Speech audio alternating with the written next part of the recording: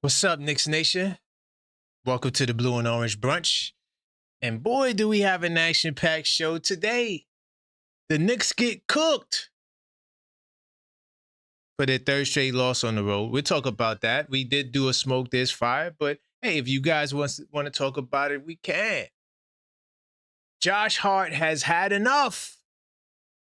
Josh Hart has had enough. He calls out the Knicks. Is what he said troubling? LeBron James. It's time to revisit that conversation. What could he do if he just so happened to choose the Knicks in the offseason? Deuce McBride has returned in shocking fashion. We all questioned the whole questionable diagnosis, but it turns out he was okay. But when will his shooting touch return? And we got some good news. Omari Stoudemire, he will be headed to the Hall of Fame, or he's an inductee. But why are Knicks fans so conflicted over this issue? So listen, we're going to talk about, wait, hold up. Whoa, hold up. Whoa, what? Yo, guys. Yo, y'all not going to, wait, hold up. Y'all know every time I get notifications, I look at this part of the screen. We got some breaking news that says Leon Rose has stepped down as president of the Knicks. This is breaking news hot off the press, straight from Shams. Wait, hold up. Whoa. We might have to change the whole direction of the show. Hold on, let me just get this thing started.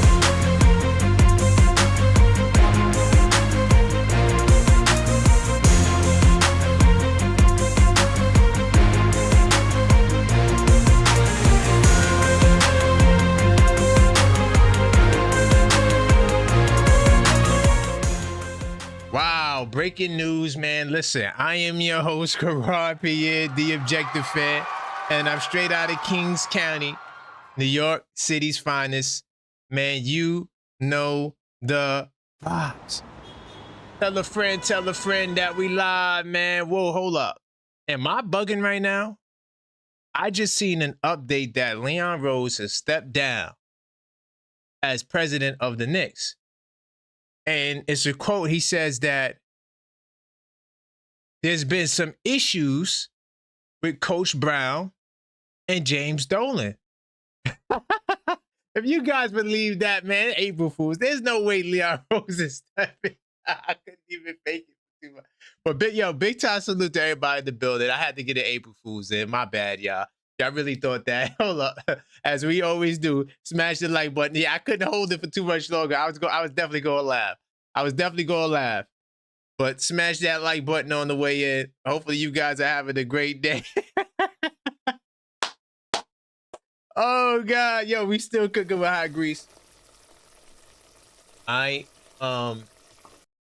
Smash that like button while you at it. Also subscribe, because we know that in the last 28 days, well over 60% of you guys are not subscribed.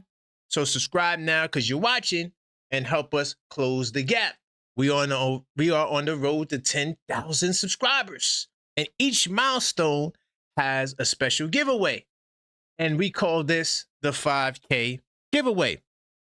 Help us close the gap, and we will give one of our loyal subscribers this rookie Jalen Brunson trading card. No phone numbers, no emails. All you have to do is subscribe. So subscribe now and be entered in the chance to win. All right. And we will ship this rookie Jalen Brunson card straight to you as soon as we reach that mark. All right. So we getting ready to pick up pace and moving with hot steam. Big time salute to my people in the building. Let me see. Welcome Angelica to OKF Nation. Big time salute to you, Angelica. I didn't drop the the members only video last night, but I will. I'm gonna be talking about Bodega Cat. Is a follow-up to the one stat that I'm concerned about, and I got some more information. But welcome to OKF Nation. It comes with a lot of perks and benefits. Make sure you hit your membership section and join the Discord. We gets it in 24 hours, 24/7 Nick chat. And it gets, rocking heavily during the games. All right. Big time salute to Buzzer Beater. I see you. Killer B. Big time salute to you, Killer B. Pat the engineer. Okay. Oh, you know what? I forgot to give y'all the special highlight in the MVP donors, but I want to salute you and Pat. Y'all like the #2 membership givers, man. Do appreciate you, Killer B. All right. Marie, I see you. Izzy, I see you. AP. Man, I hear you. Yeah, AP, you knew it was April Fools. I couldn't hold it, I couldn't hold it. HRM, I know you're up in the Knicks Tape Madness Fantasy Cup, but I'm going to tell you this. I'm on your heels, boy. I am on your heels, and you only got one more move you can make. This is chess, not checkers, HRM. All right, big time salute to Nego. I see you. The Soul Survivor. Okay, big time salute. Uh-oh, my man AP getting it all started early on the supers. He says, Karan, what happened? Your face would be white now. Here's an April Fool's joke. Hold up. Here's an April Fool's joke. We're going to win the rest of our games this year. Damn. That's kind of cold-blooded, bro. That's cold-blooded. That is cold-blooded. But, to be fair, AP, we could, if we put our minds to it, win out the regular season. And honestly, if we did do that, I wouldn't be surprised. But yes, if you just joined, I told the April Fool's joke that I did it poorly. My bad. That Leon Rose resigned. And we know damn well that that's not going to happen. Are you kidding me? This is the best job to have in the world. I'm not sure if I said it in the intro, but I will be talking about this Grizzlies game. I had to watch a couple of, I ain't gonna lie, I didn't do the most in-depth research on Memphis because if we can't beat the Memphis Grizzlies, then yeah, we have no shot in the playoffs. But I will talk about that later as well. More announcements. I wanted to get a second showing. So because I like to do the 2-a-days, but I'm not sure if I'm gonna be able to do a 2-a-day. But if I don't come back to do a show, because I'm keeping it real. The only way I'll go live is if we lose. If we win tonight, I'm not going live. Nah, I'm not doing it. It's just a waste. I'm not doing it. No. But I'll probably drop a clip. All right. And then I'll probably work on the unfiltered thought too for Big Bodega Cat tonight. But what else? Tomorrow. Oh, by the way, I know today I couldn't do the 1 o'clock start. My son played hooky from school today. All right, he's getting ready to go on vacation for what's that, Easter break or whatever that is, recess.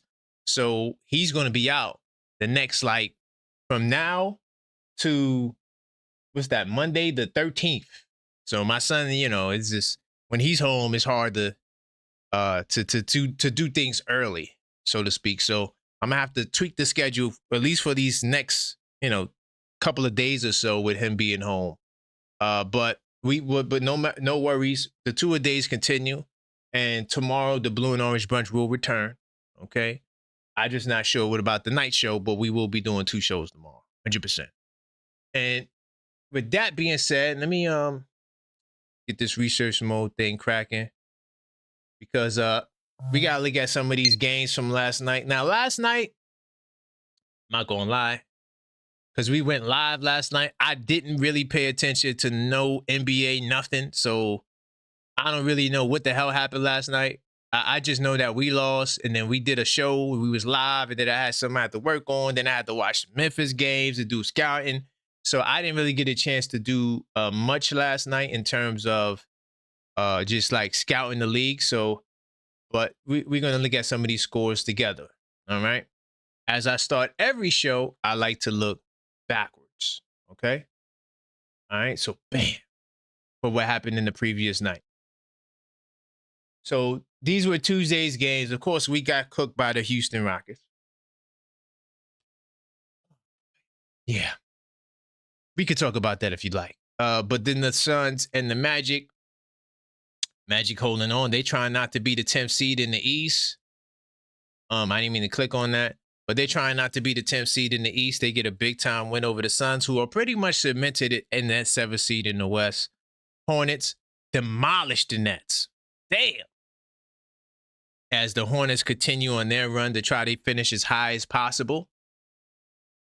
Then you have the Pistons. They completely smacked R.J. Barrett and the Toronto Raptors. Y'all concerned about seeing Toronto in the playoffs? I have no concerns about seeing Toronto in the playoffs. Not just because they lost this game. They're just food on a platter, dog. I don't have no faith in R.J. Barrett and quickly to do nothing. Also, the brother Ingram and those guys, we already got the blueprint. Just let Ingram score, don't double, and just defend everybody else. They're going to fall apart. They always do. I mean, just think about it. We beat them 4 games in a row in the same fashion, straight smackdowns.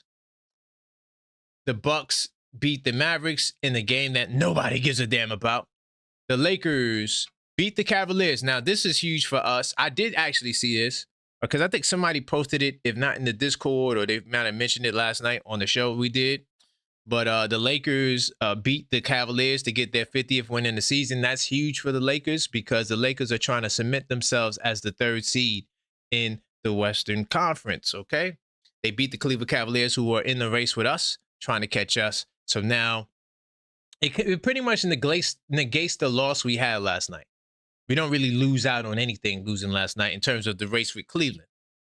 As far as the Portland Trail Blazers and the Clippers, nobody gives a damn about that game, even though both of these teams are in play-in scenarios. All right?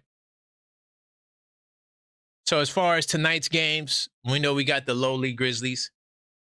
We are at minus 14.5. Wow.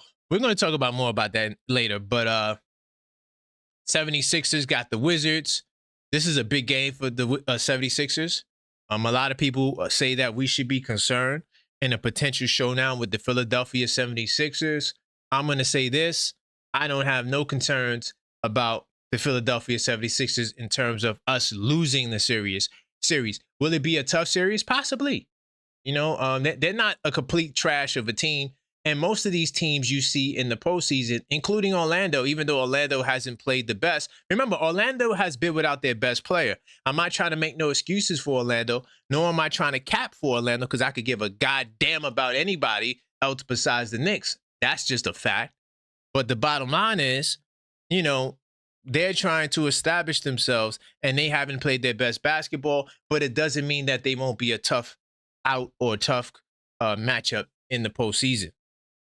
Celtics play the Heat. This is a big game for us as we hold out hopes to try to still catch the Celtics. This is a game the Celtics can lose. It's not a guaranteed win. I'm not sure if Tatum is playing. I don't really know. But we'll be scoreboard watching.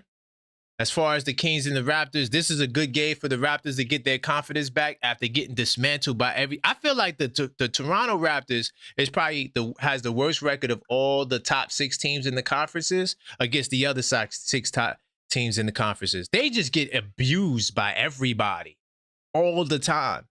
And I don't feel bad for them because, you know, they're the ops, but it just seems like Toronto Raptors is just everyone's food. Pacers and the Bulls, we don't give a damn about that game. The Bucks and the Rockets, we definitely don't give a damn about the game, but it's a huge game for the Rockets. How do they respond on the second night of a back-to-back?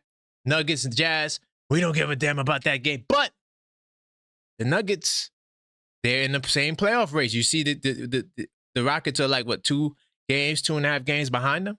These are some big games, man, even though they're against bad teams, including our game tonight against the Memphis Grizzlies. Okay.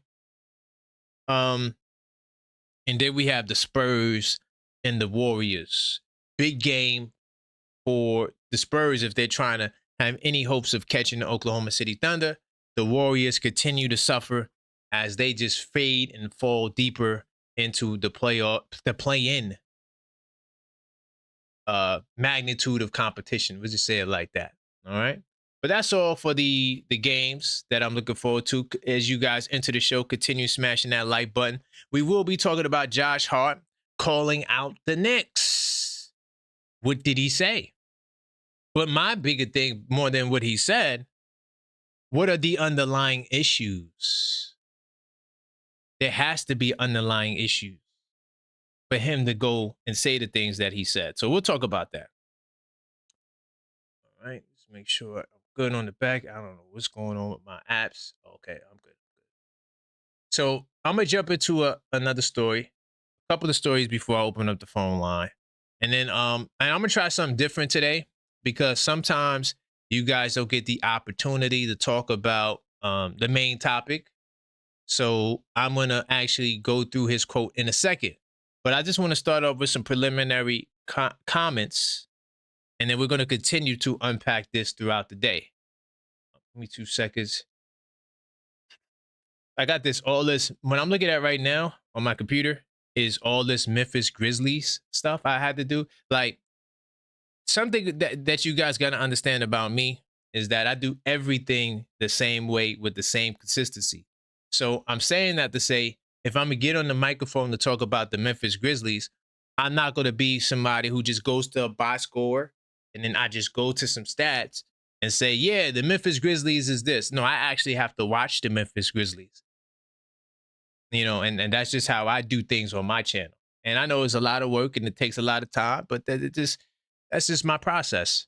I have a very, very thorough process. So one of the things I want to do, we could do Amari too first.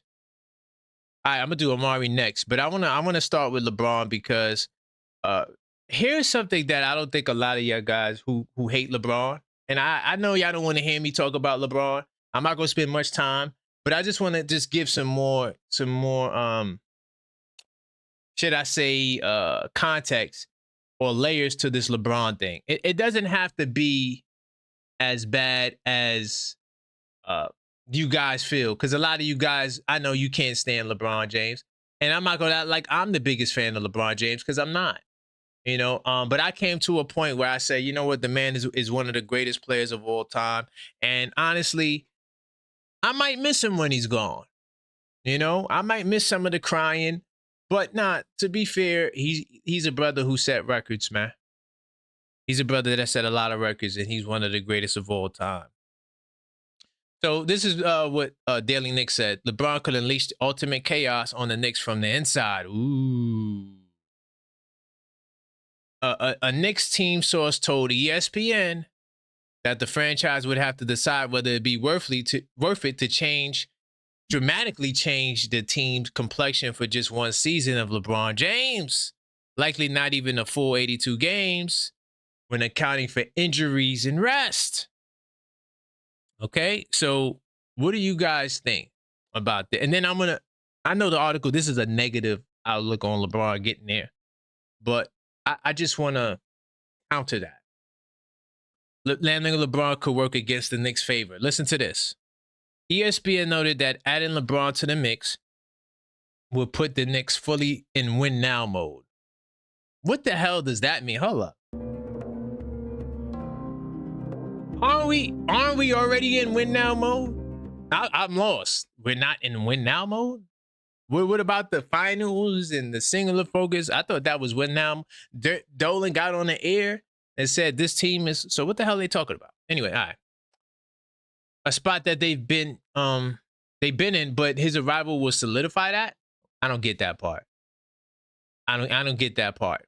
After all, this is an organization that fired Tom Thibodeau after he helped them reach the conference finals for the first time in 25 years.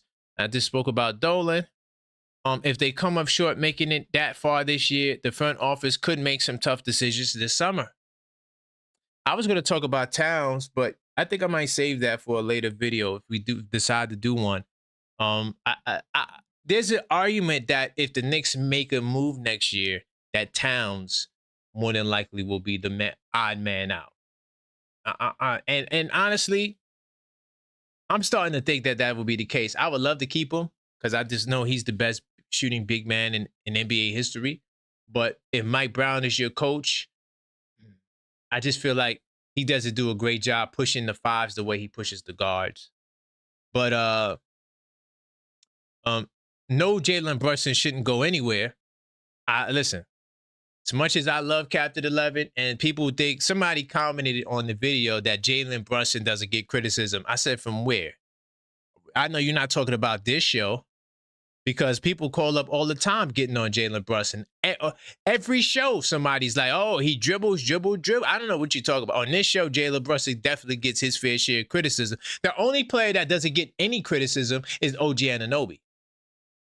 He's the only player that doesn't get any criticism. So now I've been turning up the heat on OG Anunoby because I feel like it's not fair. I think he deserves the fire as well. What did he do last night? Isn't he supposed to be the third option? He went 3 of 9 from the field. Should he have gotten more shots? Okay, maybe. But he didn't do the greatest of opportunities with the shots that he got. Everybody gets the smoke and fire on this channel. No one is exempt, not Jalen Brunson. And this idea that Jalen Brunson shouldn't be considered in trades, are you mad? There's no such thing as untradeable. Now, will he be traded? Unlikely.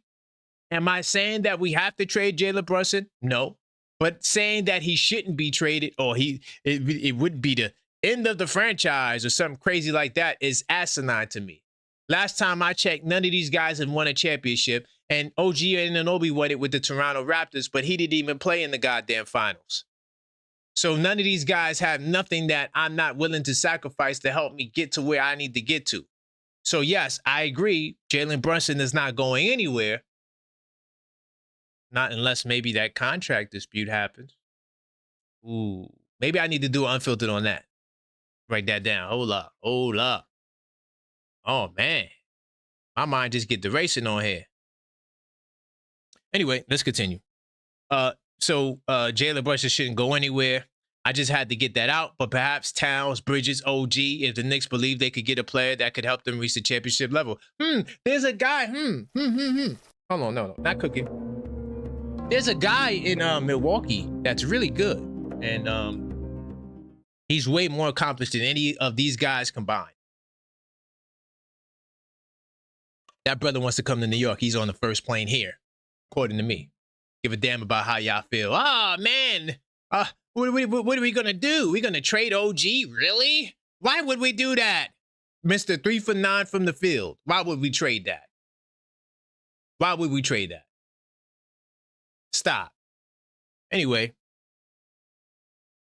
they wouldn't necessarily get rid of one of those players to get LeBron. See, this is what I wanted to highlight on. Y'all think that we have to trade to get LeBron. We wouldn't have to trade him. He could sign for the minimum. He's a billionaire. He doesn't need no money. And think about it. He could double his billion in New York. He would have the objective fan on his side. Instantly, he would be the GOAT to me. Instantly. That's my greatest of all time. 100%. You could damn near make arguments for him right now. But if he comes to New York and helps deliver a championship to the Knicks, that'd be epic. Don't give me, I don't want LeBron. Only person that could do that is my man from Grady High School. Salute to my man from Grady High. He know who he is. He's the only consistent LeBron hater that I would allow that from. The rest of you guys, if we don't win the championship this year, I don't want to hear no, I don't want LeBron. But that part right there, you don't have to trade to get LeBron. He would be an addition. A lot of y'all don't like Josh Hart starting. Easy work. Put Josh Hart on the bench. Simple. LeBron's been playing the 4. He could be the 4. OG at the 3. Bridges I don't like Bridges at the 2. But LeBron could also play a little point guard and help get the ball out of Brunson's hands. I'm not saying LeBron is going to be the greatest ever. We don't need LeBron to be the greatest ever. LeBron could put up Josh Hart numbers, but if he could take the ball out of Brunson's hands and make smart plays on the floor and help get Towns going, because you know LeBron is a veteran and he's a great playmaker, why wouldn't it be a win? I'm gonna leave it there. We could talk about that if you want to. I'm just presenting some things we could talk about. If you feel like I'm bugging, you know, I'm just trying to be the objective fan that I am. All right. You can let me know. Okay. Let's see. AP says, I don't care if we sign Wilt Chamberlain. Get someone here who's going to deliver. Finally, we get 2-star players and they can't play together. AP, I hear you. But AP, despite the last 3 games, Brunson and Towns have been playing more together. And AP, I know you're feeling down on these Knicks, but I'm suggesting to give them another shot. Give them another shot. All right? We got 2 games that we could win to get back in the winning column. I think that that's important for our confidence. All right? Allow that process to take place. And then from there, we'll see what happens. We still got the postseason. Y'all can't just jump off the deep end completely and act like we don't got a postseason that's ahead of us, y'all. We can't do that. We got a whole postseason. And we all excited for it. I know these losses dim it, but these losses don't matter. We're already clinched the playoff berth.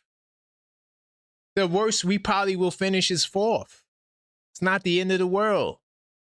By the way, look to the other people, because I'm all over the place, and now I see people talking about last year's schedule. Conveniently, now I bring up last year's rough patch. Everybody wants to bring it up. But to be fair, last year in the last... Hold on. Where the hell I put it? Give me 2 seconds, y'all. All right. Y'all could use this. All right, so this is from last year. See that? This is my stat tracker, right? So last year, we finished the season. Let's see, we lost 1, 2, 3, 4. We lost 4 out of our last 8 games, all right? And we still went to the Eastern Conference Finals. Why does this have to be the end of the world, ladies and gentlemen? It's not over. We didn't play our best basketball last season going into the playoffs. We lost to Cleveland, Detroit, and Boston. 2 of the teams we wound up beating in the playoffs, by the way. So, let's not be so wrapped up in the negativity as if we didn't see this happen last year. Now, of course, we would prefer to play better basketball, but there's no guarantee that better basketball translates to the postseason.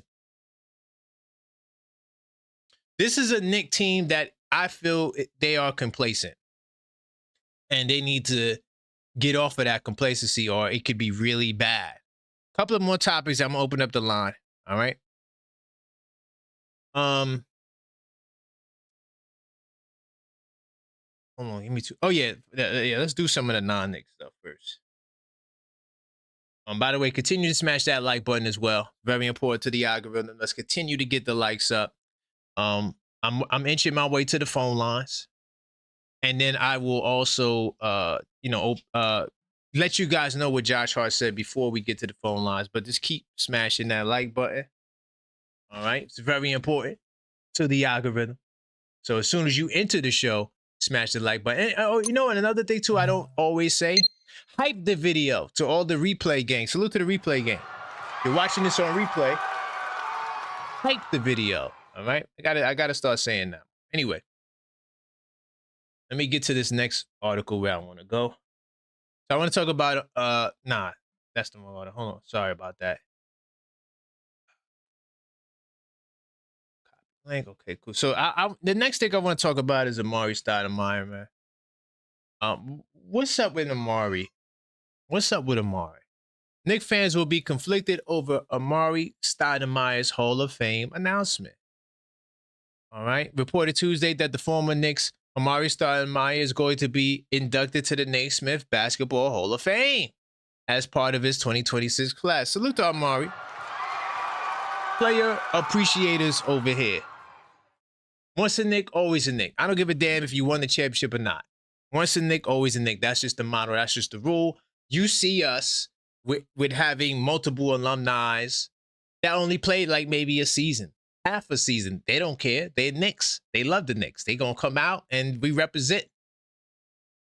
And so Amari Stoudemire, I think, deserves praise. This is going to leave New York fans conflicted with Stoudemire's decision to join the team and eventual tenure, evoking a plethora of complicated emotions. The power forward represented a new era of Knicks basketball, for better or worse. He took the challenge of playing in New York. Big time salute to that. But nobody wanted to come. Nobody. LeBron, none of them. Amari, who was a first teamer before he came to he wasn't a first teamer when he got to the, unfortunately. I'm not saying that to hold him back, but I'm just saying he was a first teamer that decided to come to the Knicks. He should deserve all the praise. All right. He represented the power forward. The power forward represented a new era of New York basketball, for better or worse. He took the challenge, right? Fans should definitely be happy for Stoudemire, even though he got into the Hall largely because of his accomplishments during the Suns, of course. He's a Sun too. Why can't he be a Sun? We got many people that are multiple things. All right. Stoudemire's Knicks tenure demonstrated the best and the worst. For some Knicks fans, Stoudemire's time in the Big Apple was doomed from the start. He was supposed to be introduced as one of the newest members of a team with LeBron James. That was never going to happen. I never believed it would. I never did. This was the beginning of me becoming the objective Knicks fan during this time. I'm like, that's a load of crap. Of course, we didn't have social media like that. And like it wasn't heavy like how it is today. And so, you know, the conversations wasn't there online, but in the real world, we were having these conversations. All right. And so when he went to South Beach, that was left by himself. Well, you know what? I'm going to give T-Mac some praise too. Even though T-Mac I think he was traded to the Knicks. Could be off on that. I don't think the Knicks signed. I think he was traded anyway. Nonetheless, at this time, during this time when T-Mac was there and Stoudemire first got there, I ain't gonna lie, I was disgusted by the Knicks. I was disgusted by it. I was like, this is trash. What are they doing? So I wasn't as closely tied as I am now and before that period of time. So I don't remember, but I do remember him saying that everybody, I'm here, come join me. So salute to T-Mac for saying, I'm here, everybody come join me. I thought that was a fire statement. Even though I knew he was cooked and the knees were done, and his back, I think he had a back issue, but nonetheless, I still like the idea of him enticing other stars to come to New York. But to the people who would have an issue with Stoudemire getting into the Hall of Fame because he didn't put in work for the Knicks, or you're like, well, he wasn't with the Knicks, so, you know, during his prime, so I don't really give a damn about it. Shame on y'all. The brother deserves the light. He still hangs around. And, you know, it is what it is. It is what it is with that. Let's see. I'm going to save Deuce for later. So now, before I open up the lines, continue smashing that like button. But I want to put so y'all can, when y'all call up, y'all can see the quote. So this is the little tweak I'm making. Okay. I'm going to give my perspective on it later. But at least I want y'all to see the tweet, right? The message that Josh Hart said. And I'm going to ask the question, you know, because this is not, I'm not going to say it's not normal for Josh Hart, but, you know, usually we don't have to go in that direction. But this is what Josh Hart said. He said, after the Rockets loss, we're not going in the right direction. Okay? Josh Hart says the Knicks are not going in the right direction. We're not trending upwards, so we got to figure it out. It was 3 tough ones. We got another one tomorrow. Okay? Now, here is the part that I think is the most eye-opening. That's a must-win for us, and we build from there. So Josh Hart said it's a must-win. Is tonight's game against Memphis a must-win? Have we really sank to that place in life where Memphis is considered a must-win, man, smash that like button. All right, because it's getting interesting around here. So if you want to talk about Josh Hart, you guys, you see the comments, right? Smash that like button. And my man AP sent the super. He says, even if they replace Mike Brown, who's going to take his job with that kind of pressure? 2, fire the coach after 1 season is a bad look. First off, that's a... To all of you guys who hate Mike Brown, you can't fire Mike Brown. Remember, it was the players who fired Coach Tibbs. Remember that. The players' input helped fire. They weren't the only reason, but they were one of the main reasons why Tibbs was out of here. So this time around, if these same players who complain about Tibbs can't get it right, they should be on the goddamn chopping block. Not Mike Brown. Not Mike Brown. Great ass. That's a great ass super chat. All right. AP said, hey, Karan, no more, man. No, she's here. She's with my son right now. All right. And so for those of you guys who've been missing Maxine, she has a new client. Our son has been home like damn near every other day because he always misses school for a reason. Now he's on vacation. So, you know, we got a lot that's going on. So she had to take a break because she was taking time away from her busy schedule to help me out. But she's still there. So, you know, and you'll be seeing her back soon. But she just had to take some time to work on her craft. Okay? You feel me? So, but thank you for asking, by the way, to all the people that was wondering where she's at. But she's here. She's, you know, my son is causing havoc. I hear him running by the door, you know, going crazy right now because he's having fun because he's off from school. So, yeah. But these are the call-up show rules if you're new.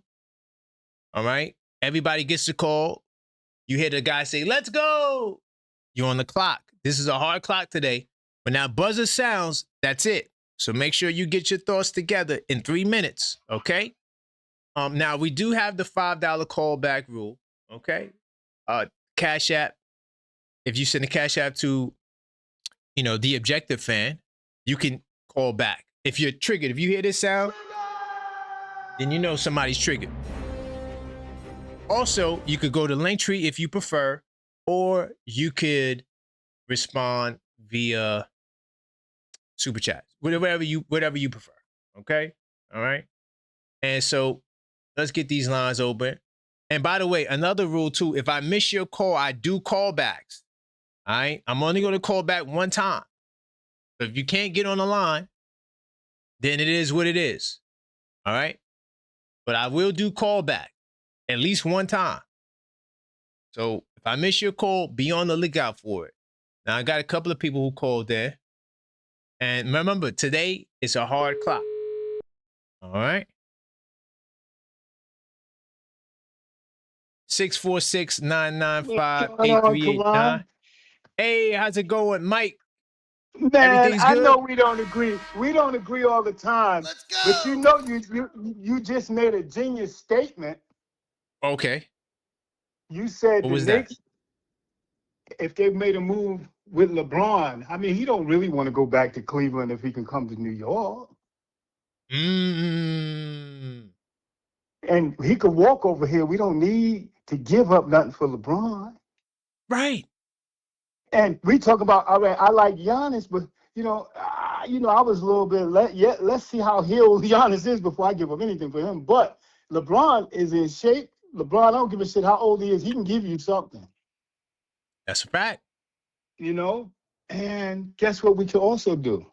You're gonna be like, no, you wouldn't do it.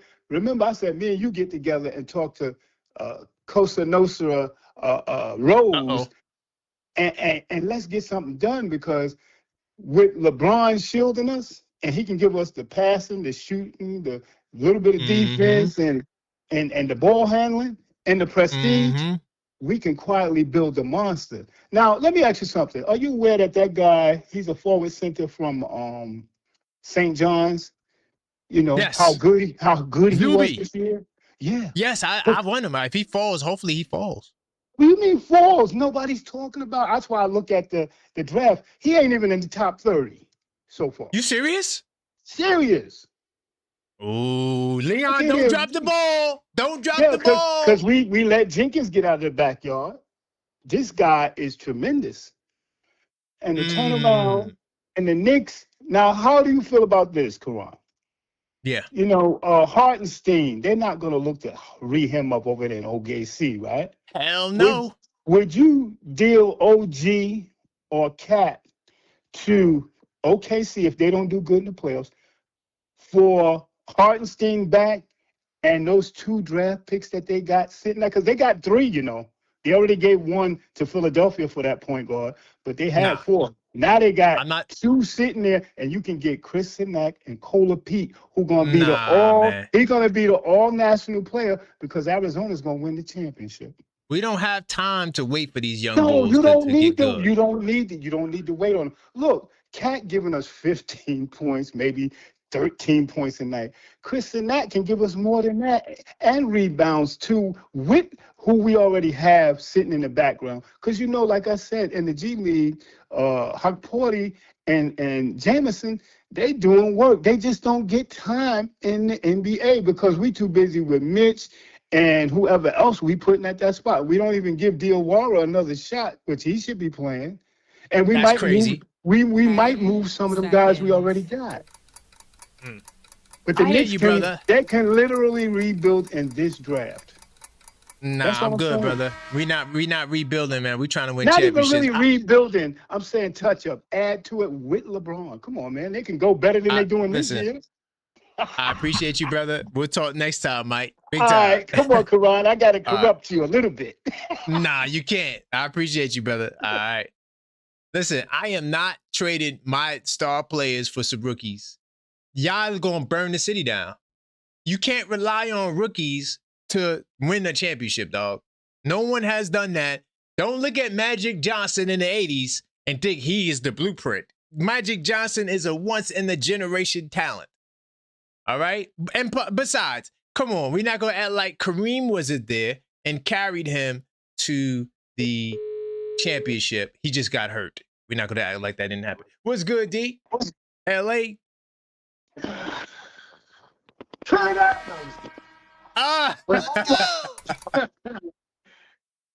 Josh Hart, I'm glad we hear from him, but I'm tired of hearing from Josh Hart, bro. Ooh, okay. Tired of all the motivational speeches. We are going the wrong direction. I don't care anymore, bro. It's as simple as this. 500 teams above 500, we don't know what we're doing. It's just that simple. It's not Josh Hart's fault, obviously. It's Mike Brown's fault. But I'm tired of the talking, bro. I woke up this morning and I watched First Take for the first time in like 5 years because of you. Because of you. Because of you. Me? And because of you. Because I wanted to hear live what Stephen A. Smith was going to say. They asked him a question and said, there are 2 stories going right now. The Lakers are doing well. The Knicks are struggling. What do you think is basically the most important storyline, whatever? Of course he picked the Knicks. And you know what he said on TV multiple times? He says, before I proceed, Josh Hart, are you listening now? Are you listening? I said, oh my God, I'm over it. I'm done with the talking, bro. We simply have to win. And I feel like no one's willing to say it out loud, but I feel like we all kind of know we are just more hopeful fans than logical fans right now. It feels like we're being more hopeful because, and I know this is going to annoy you. Watching yesterday's game, watching the game against the Hornets, watching the games against the Lakers, the Clippers, I'm not saying Detroit's going to beat us because history is history. I still picked the Knicks to go to the finals. Right. I am not as confident with Mike Brown against teams who know how to use speed and IQ. I just can't tell what he wants to do. You know what I'm saying? It seems like the same thing keeps beating us. Teams that know how to move around and pass, Going into yesterday's game, I thought the Knicks were going to whoop the crap out of the Rockets because from what I've seen of Ime Udoka's system, he reminds me too much of Tom Thibodeau. Going into half court too much, depending on Alperen and going to. Then we start the game and they go up 8 million to 0. I'm like, they oh, out. No. Beep beep. They were gone. Oh my God. Nah, man. What are you thinking going into the playoffs, bro? I'm not looking to learn anything from this game. He is right that this is a must-win game though with Memphis because a must-win. It is a must-win, and this is just for narrative and team spirit reasons. It's not a logical reason. It's just narrative and team spirit. Imagine what the story is if we lose to the Memphis Grizzlies, and then imagine what that could do to the locker rooms. We don't need that. Win it. But what do you think going forward? Like, what are you seeing? Man, I'm seeing that there may be some issues, man, because you know, for him to say that Memphis is a must-win, is either someone they know something, somebody's applying some pressure. What does the collaboration have to do with this? It's a lot of mystery to me. But for me personally, it does spell underlying issues and problems. 10 seconds. Do you think that's team chemistry or X and O's? What do you think is the core of the issue that he's pointing out? I don't know. I don't know where the root is because people think that, oh, Brunson doesn't like this guy and this guy doesn't like that guy. But we don't really know. We don't know. It could be something completely different. Rick Brunson could be the hero. And we would never know. I'm gonna close out with this, and I'm gonna leave this, and I'm gonna drop them. But you're gonna have to live with this. Looking at how we're acting right now, I don't know if Giannis can save us, bro.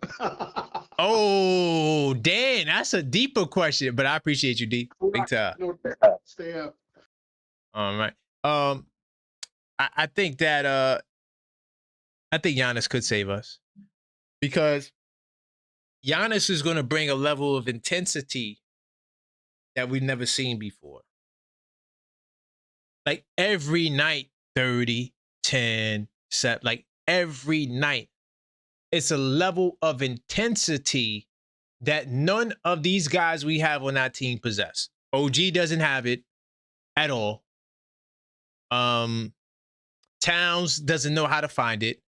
Giannis is vocal and will speak up. Towns is like, well, we got to figure it out as a group and a unit, and we got to work together because, it's about the team. Giannis is like, listen, this is what we're going to do. I'm going to lead by example. Give me the goddamn ball, and you shoot when I pass it to you. That's it. It's just two different mentalities. For me, coaching is always secondary. I know that may surprise some of y'all. What do you mean by coaching is secondary? I can name many great coaches in the league that haven't won a championship. They're phenomenal. Oh my God. X's and O's. Billy Donaldson. Oh, incredible. But I can name a bunch of great players that won championships with coaches. You're like, who the hell is these guys? You've never seen them again. This league is built on stars. Stars win championships. As great as a job as the brother from OKC is doing, all right, dog note, okay? They won't have the same success without SGA. They'd probably be a good team, but they wouldn't be champions. SGA is what puts them over the top. So the coaching is secondary. It's the mentality of a star that brings home championships. We've seen it with Jordan. We've seen it with Kobe. We've seen it with Shaq. We've seen it from Giannis. We've seen it with Jokic. That's what this team is missing. We don't have that level of intensity. Salute the playoff Brunson. He's the closest thing we've ever had since Patrick Ewing. Keep the calls coming. All right. Get my man Sean on the line. If I miss your call, I will do callbacks. 646-995-8389. Uh-oh. What's good, Sean? Yo, what's good, Karan? How you feeling, man? Queens to Virginia, man. We be doing all right. What say you? Let's Hey, go. I'm doing all right. It's this team too inconsistent for me, man. That's Damn. just that's what it is. But I want to comment on what Josh Hart said. Yes. I really love what Josh Hart said, to be honest, because somebody need to light a fire under this team. But what's making me upset is Josh Hart is not the leader. Our captain Jalen Brunson, I don't know, and I know he's maybe not like this. I Mm. have not seen him once call out his teammates like Josh Hart did. I have not once seen. I'm not saying call your teammates out, but why do Josh Hart has to be the vocal of the team when supposedly our captain, our leader, the man of the team is not doing it? That's the problem that I have. And I'm getting on Jalen Brunson tonight. I'm getting on Okay. Jalen Brunson today. Jalen Brunson has to do better in being a leader. We brought you here because we thought you can be the point guard of our team and turn our team around. We gave you nothing but pieces and best friends around you to make you feel comfortable and to make you feel like, okay, you can perform on this team. I'm not saying he's not performing. I'm not saying that. But what I am saying is I question his leadership just a tad bit. And Okay. I think Leon Rose is also buddies with Yep. him, and these things are causing problems. It's causing problems. We can obviously see it. Cat made a good pass to the corner of the OG at the end of the second quarter, going into halftime, and his face looked like, I don't want to be here. These cats is bum and everything. Cat, we started force feeding the ball to Cat, and that's how we start getting our team back into play. And then as soon as we cut it down to 6 points, you snatch him out the game. I'm not understanding this regime. I'm not understanding Mike Brown, not one bit. And I do truly believe if things do not change this year, it's going to be some major changes. I'm a say this. I'm a big LeBron hater. I really don't want him in the Knicks jersey, Right. but if it is to win a ring, I guess I suck it up. I guess I would have to. I'm an old fan. I want to get it out the mud, and I want a team that was here from Jump Street. I don't want somebody to come in and try to win us a 10 ring so he can get seconds. all the pride. No, I don't want that. I want a team that is fully prepared, that has been here, and that's been working their tail off to get there. That's what I want. But if I have to settle, I would. That's all I Thank got you, to say. I family. appreciate you taking my call, man. Big time salute. Yes, sir. One thing I'm gonna say about what the brother just said: every single team who has won the championship has added to their team to win the championship. Every single one of them. Oklahoma City added Isaiah Hartenstein. Boston Celtics added Drew Holiday, Kristaps Porzingis. Who else won? Who else I'm missing? Denver Nuggets. Who they added? They had Brown off the bench. They had Green. They had. I'm pretty sure they added somebody too. Milwaukee Bucks, Drew Holiday. Well, Gordon, you could say they added Gordon, right? Everybody at Lakers added Dwight Howard, Rondo, all those veterans they had when they won the championship. So every champion has added to their team to help put them over the top. I don't look at it like LeBron hasn't been here in the mud. I look at it like he could be the missing piece to take the pressure off of everybody because he does things that can help everybody. Like one, being able to play the power forward position. He could rebound. He could pass. He's experienced. IQ. All of those things can help push us over the top. He's in his 40s. He's not somebody that's in their early 30s and is a superstar and we're getting him because he's going to sign here for the minimum and he wants to cheat a championship. That's not what's happening. You're dealing with a guy who knows where he is, has been around the block, and can help you win the championship. The Lakers are going to be a tough out. And he's going to be part of the reason why they will be a tough out. Now, I'm not saying they're going to win the championship, but yeah, look out for LA. They could be a dark. Them and Minnesota are my 2 dark horses in the West. What's going on, Tugboat? No clock, Tugboat Taylor. What say What's you, going brother? on, man? I just hopped to the poolside with my baby boys. I'm just catching on the show. What's the word of the day? Well, Josh Hart called out the team. So I'm not sure if you heard what he said. I could read it for you really quickly. Oh yeah, about this is a must win. Yes. But he said that this is a must win from us and we have to build from there. What do you think about that? Is that implying some underlying issues? Because in what world would we have thought that the Memphis Grizzlies would ever be a must-win victory? Oh, but the thing is, technically, it is a must win because if they lose, what happens? Damn. So technically, it is a must win. That's why I was like, at first when I read that, I was like, damn, we calling the Grizzlies a must win. But I was like, yeah, well, yeah, it is a must win because if we lose, if there's fire, there's what? I don't know what happens after the fire because it ain't smoke no more. Somebody gets fired. If there's all right. So if there's fire, there's explosion. You know what I mean? That'll be the new name of it. If there's fire, there's explosion. I'm not sure if you heard my failed attempt at an Abel's Foods joke. I said Leon Rose. Oh man, so I came in and my screen refreshed right on that part, and I was like, what? No. And I was like, oh, you got me. I did a terrible job. I did a terrible job acting. Oh, but some people did believe it, but I felt like I did terrible because I was about to laugh. So I just said, screw it. I just got to get it out because I can't cap on the mics. I just can't do it. I'm built differently. Yeah, I like that. Yeah, but I mean, as far as like, what's up with the cat thing? I was thinking about it last night. You remember when everybody was like, "Yo, what's going on with Cat? Cat needs to get off the team." When did it switch from get Cat off the team to we need to feed the ball to Cat? When do you think that happened? Man, these Knicks fans are not satisfied, and they'll turn over you overnight. You know what I'm saying? These Knicks fans are never satisfied. I remember it was like, "Yo, Cat, what are you doing? Get him off the team. This guy is, in the way. We should have never got him." Well, first it was we don't want him. He's a little bit zesty. Then it was like, oh, Cat's a dog. And then it was like, oh, get Cat off the team. And now it's like, oh no, we're not giving Cat the rock. So I was just wondering, when did it switch up from get Cat off the team to give him the rock? I missed that transition. Turbo, I got another question that's just on those same lines.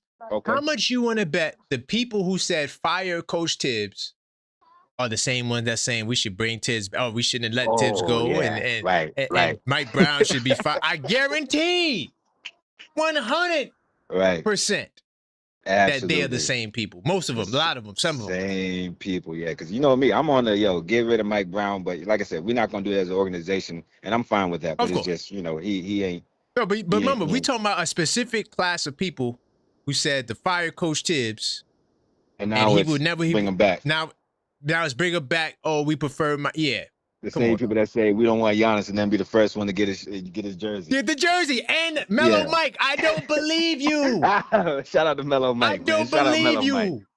Mellow Mike is gonna be online. You gotta have Mike texting in lowercase, man. Chill out, man. Hey, Mellow Mike, you gonna be online for hours with the jersey on.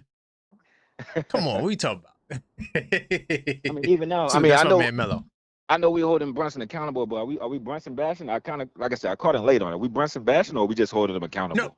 Well, look, I don't think I bash. Do I bash anyone? Listen, I call out when they just not help, standing up to par when they're not doing their job. No, you had an opportunity to bash somebody, and you chose to be his lawyers. You had an opportunity.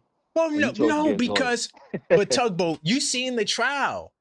It was a good trial. That was probably some of the best Knicks content I've ever seen. That was a good trial. Thank you, fam. That is fine. It's fine. It's one of my best joints I did. That is like underrated concept and execution, man. You killed that. I feel like that and the Mitchell Robinson PowerPoint I did, I felt like was my two best joints because I went to another place. Yeah. Especially in the Mitchell Robinson. Yeah, that had the Mitchell Robinson. I can't release that to the public. That has to stay memorable. I understand. Man, but seriously, but I still didn't excuse Mikal's poor shooting, but the perception that Mikal has to get his own shot, I think I stepped on that. I think I successfully stepped on that part. You did. I'll give you that. Yeah. You did. Yeah. But I was just wondering what the tone of today is. What do you think? Are we beating Memphis? Like, that's crazy. We even got to ask that question. But are we beating Memphis? Yo, Tugboat. I'm gonna tell you like this, Tugboat. Are we winning by 2? Are we down in the half and then coming back in the fourth quarter the whole game? I'm gonna do I'm gonna do my review in a second, but I'm just gonna say this: Memphis has a tendency of forcing turnovers, getting out in transition, and wreaking havoc in the open floor. So, how have we been doing recently? Do they against have teams where they do? the biggest weapon against us is, do they have that one guy who's horrible at shooting threes and all of a sudden they're gonna shoot the lights out on us? Do they have that guy? Is that Cam Man, Spencer? let me tell you something, man. I had to throw out my notes from game one. This is a game where you don't go to the 82 nights. You got to put that to the side. Yeah, because I looked at it too and I was like, it's not the same at all. It's not the same game. It's not even the same lineup. Because I think the last time we played him, we had Yabusele. Right. And look, and some of the dudes who are on the bench with DNPs are starting. So yeah, you can't. Right. Yeah, it's way different. Right, because I think the last time we played him, Josh Hart was coming off the bench. Yes, he was. This was early. Yeah. This was game 11, I think. Yep. Game 11 or 10. Shamit was starting and Josh Hart was coming off the bench. So yeah, it's a completely different game. Way different. Yeah, so that's what I'm wondering. Is like, yo, are we spooking the Wiz over the Memphis? Because it's a must-win, quote unquote, Josh Hart. It's gonna be interesting. I'm spooky in the woods over that statement. Yeah, because all right, usually it's just next game up mentality. You know, we ready for but now he's saying that this is a problem, and he's did you see that? Did you see that clip of Cat sitting all the way in the corner where they were huddled up? Did you see that? No, I didn't see the clip. Oh man, I'll put it in the Discord. There's a clip of Cat sitting all the way in the corner. I'm talking about like the LeBron chair, and these guys are huddled up. You know, trying to figure out a game plan, and Cat sitting just disengaged. And I was like, oh, it's over, man. This is I got a clip. I got another topic that I was going to talk about today, but we got a lot to talk about, so I might save that for a later show. Okay. But yeah, we're going to talk about, and I got the unfiltered thought too. Don't think I even forget about that. Oh yeah, I know. I've been waiting on that. Yeah, I've been waiting on that. Yeah, that's coming. That cat is coming. I'm doing that. That's going to be a video. Y'all going to wake up. Boop. It's going to be right there. Watch. I appreciate that. And last thing, and I'll get over here. Is it copyright issues if you? Oh shoot! Excuse me. If you pull up the video stat, is that copyright issue? Like if I show the video with Cat? No, like the advanced video stats where like you can show each like let's say when we were talking about. All right, let me explain that. Right. So I've been dealing with copyright issues all the time, even with the commercial free joints. Even that comes with the whole wrinkle. So I had to change. That's why I don't like to share nobody's stuff.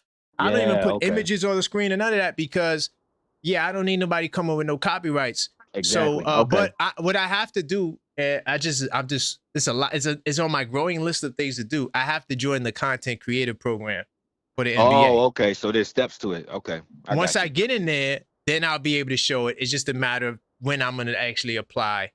But yeah, that's then once I get that, I'm good to go. I can show all the clips I want. And it's like I think that would definitely enhance things. If you could like show, like I said, for like last game, we can look at each one of Jalen Brunson's assists because the video stats, it plays it right in sequential order, you know, or field goals taken. We can look at Mikel's field goals and be like, yo, look at each shot he's taken.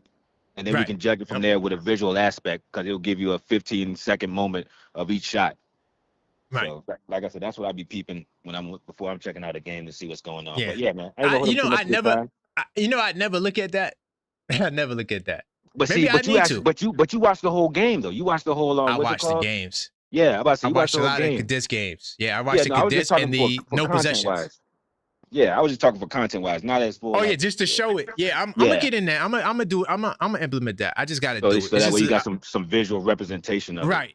Because I was doing that on the post-game call-up show. I'm not sure if you remember, but I was showing like different moments of the game, defense, and all of that. Then I got hit with that flag. I said, "Oh, okay, yeah, they got me." Okay, fair enough. Yeah. You're about to say, and you better stop talking about Candyman too, because you see what he did to your computer last time. So let that go. Oh damn! Let that go. They coming for me. yeah. Because you're coming up with good content, man. We all here for it, man. So we all support you, bro. Appreciate you. Thank you, family. I appreciate you. All right. All right. So that's my man, No Clock Tugboat. Very few people got no clock status. He's one of the guys. I didn't mean to do that, but it came at the right time. That's fire. My mouse is bugging out right now. But salute to him. We got another missed call. And then After this call, I'm gonna get into the game. Well, there's a couple of things I want to get into after this. Let's see if this person answers back. Remember, if I miss your call, I do call back. So try to keep that in mind. I try to give everybody their 3 minutes. Let's see if this person answers. If not, we'll just keep it pushing. You have reached. All right. So what I'm gonna do now, there's one more topic I want to touch on, and then I'm gonna get into the game. Oh, and I gotta give my Josh Hart take too. Yeah, I gotta give my little take on the Josh Hart thing. I kind of gave some of it away, but to me, it's a little concerning that they admitted that publicly. I feel like even if it was the truth, to say it to the public makes me think that, damn, this could really be a problem. And I hope that is not true. I'm praying that is not true. But we will see. So Deuce McBride has returned to the game. Okay? But he's struggling to get his shooting going. Now, my question off the rip. Did we make a mistake bringing Deuce McBride back earlier? Well, not early, because he's ready to go. Deuce is fully healthy, by the way. He's good. He looks good. He doesn't have the slow legs that Tatum had. When Tatum first, he don't got none of that. He's the same old Deuce. His shot is just not falling. But here's my question, right? Did we make a mistake bringing him back against the fierce competition? Oklahoma City, fierce competition. Houston is fierce, but I wouldn't have been mad at if he would have came back just against Houston. But will this set back his progression, or is it another moment to get the rust off? All right. So against the Rockets, through 13 minutes, he shot 1 for 9 from the field. It's tough having surgery in the middle of the season, especially on an area that's so important to everything you do. So it's just going to be a learning process. I'm going to figure it out, though. He missed 28 games. On Friday, he shot 0 for 3. Should we have waited, maybe? Scar tissue is built up because it tightens everything, and now it's getting more elastic, stretching out, McBride said. I came down defending a Thunder player, tried to switch gears, and the scar tissue is ripping and getting better. So that's what the issue was. Sorry, I'm not sure I can see it. So that's what the issue was. The scar tissue built up because it tightens everything, and now it's getting more elastic and stretching out. I came down defending a Thunder player, tried to switch gears, right? And the scar tissue is ripping and getting better, not getting worse. So this is just a part of the process. Surgery is going to cause pain, he added. I'm not sure when it's fully going to subside. So whatever I do to help the team win. So this is just the natural pain that comes with healing, not with re-injury. That's why he was listed as questionable and not as, game time or out. Because he wasn't hurt. This is just a part of the process. And he probably would have felt this pain regardless of the fall or not. Because he didn't fall last night and he didn't have no real issues. I didn't see him go back to the locker room. At least I didn't take note of that. So, just to give some credence, Deuce is healthy. Mellow Mike asked something in the Discord. He said, yo, what do you think? Did they bring him back too soon? I'm going to say no. I have all faith. First of all, big time salute to Casey Smith. I could never question their abilities when dealing with the health of this team. They clearly are on the pulse. They know what to do. They know when to bring guys back, right? So I could never question their brilliance. And they are the award-winning medical staff for a reason, okay? Oh, damn, my phone died. Blind to the, hold on, I'm not completely blind to the chat. My phone died. Give me 2 seconds. I'm going to get the chat up on the screen. I do got another caller, but that's my question with Deuce, okay? I do got more calls. Let me get this call in the building while I set up my back end. My man Ty. All right. The #1 callback guy on the channel, Mr. Triggered himself. Let's see what he has to say. We're talking about a couple of different things. What's good, Ty? How you feeling? Yo, what's up, Sam? I'm feeling a lot better. Let's go. I know. Last night was crazy. Last night was crazy. Damn. Yeah. No, I was definitely in crash out mode last night. I'm just tired, but no, I came on because I wanted to know what the topic was when I saw it. I just got out of my meeting, so I went to the TV. I'm like, okay, he should be on. Yes. What happened with Josh Hart? I'm just asking. So I'm gonna tell you, good thing you asked, because some more people might have joined the show. But Josh Hart said this. He said, hold on, let me get the exact quote. He said, "We're not trending upwards, right? I just think we're not going in the right direction. So we got to figure it out. It was 3 tough ones. We've got another one tomorrow. That's a must win for us. And we build from there." So when I see must win, I'm like, damn.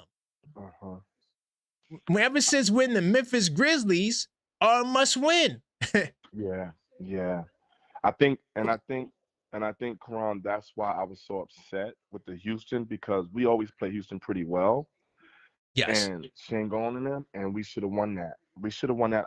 I regardless of what happened, we should not have lost to Houston. And now it is a must-win, Karan. That's what I was trying to explain to you yesterday. Like, I can see it.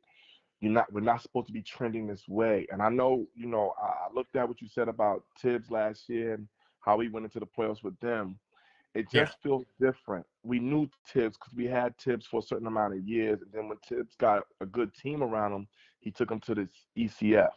Now, it seems like we don't know Brown. And if this is a precursor to what we got to look forward to in the playoffs, we're in trouble because Brown doesn't look like he knows what he's doing with this roster, man.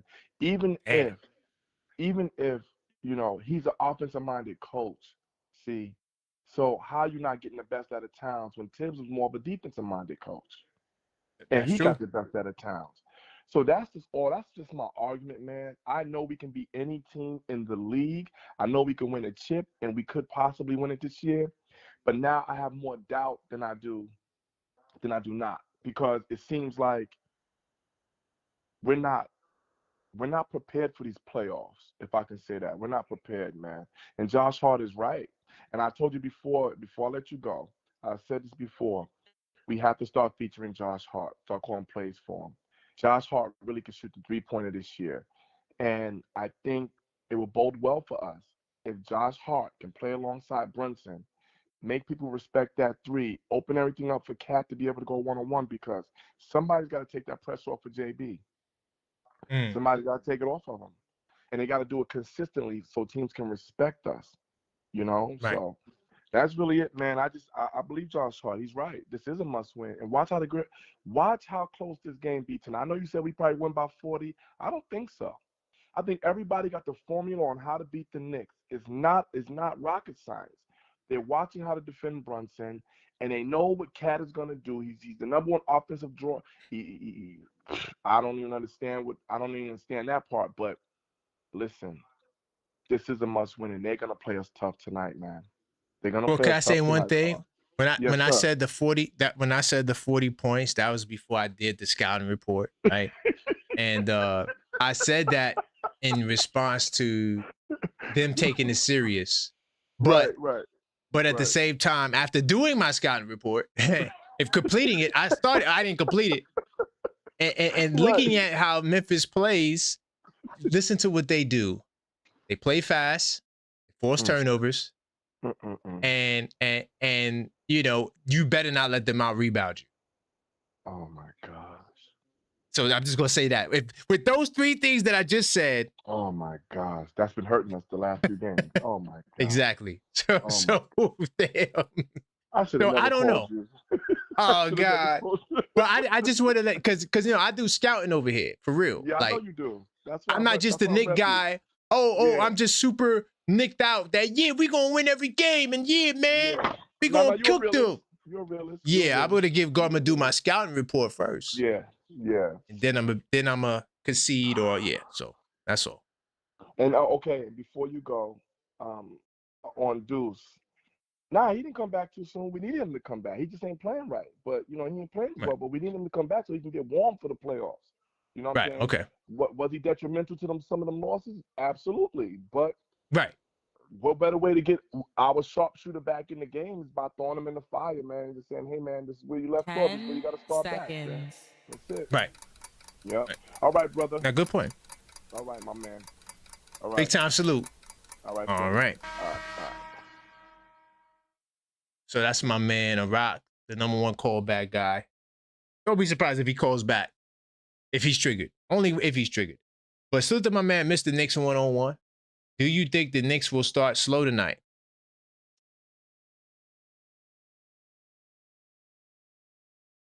That's a tough question.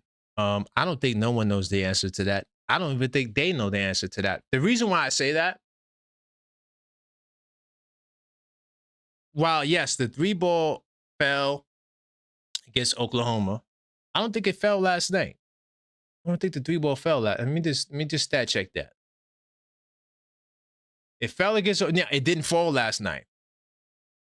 Now, to be fair to why to give a reason why it possibly didn't fall, the Oklahoma City Thunder are a trash defense when it comes to 3-ball. They're not good at defending the 3. They're just not. That's just not what they do. They're bottom 10 in 3-point defense. Facts. That may sound crazy. How could the #1 defense be bottom 10? I'm telling you, they're bottom 10. They don't defend the 3-point line well because they're willing to give up the 3-point line and completely take away the paint and turn you over and get in transition, fast breaks, easy buckets. That's how Oklahoma City plays. Houston is a top 10 3-point defense. It's just in the last 10 games, they weren't defending the 3-point line well. So I thought that could continue. The Memphis Grizzlies is just completely terrible. All right. Across the board. So if we cannot knock down the 3-ball and they're somehow getting the best of us on the glass, this could be a long night. Okay? This could be a long night. I'm not saying it will be a long night, but it could be. So because of those factors and the fact that we haven't been doing well in the first quarter since we came off that win streak, we're on the road. Not the greatest overall road team. Not a bad road team, but just not the greatest road team. I don't know how they're going to start, Mr. Knicks. I don't know. Really don't. But you want to know one thing I do know? That you guys got to continue smashing that damn like button. Smash the like button, all right? Come on, we got to get over the 100 like mark. I don't know what's going on with my phone. Now it's not charging now. What the hell?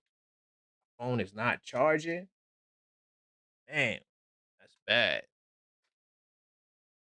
And then also what I'm gonna do now, I'm gonna get into some of the scouting report for tonight.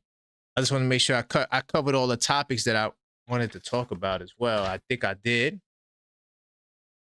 Oh, no. I got one topic. Hold up. I got one topic, and then I'm going to get into the game.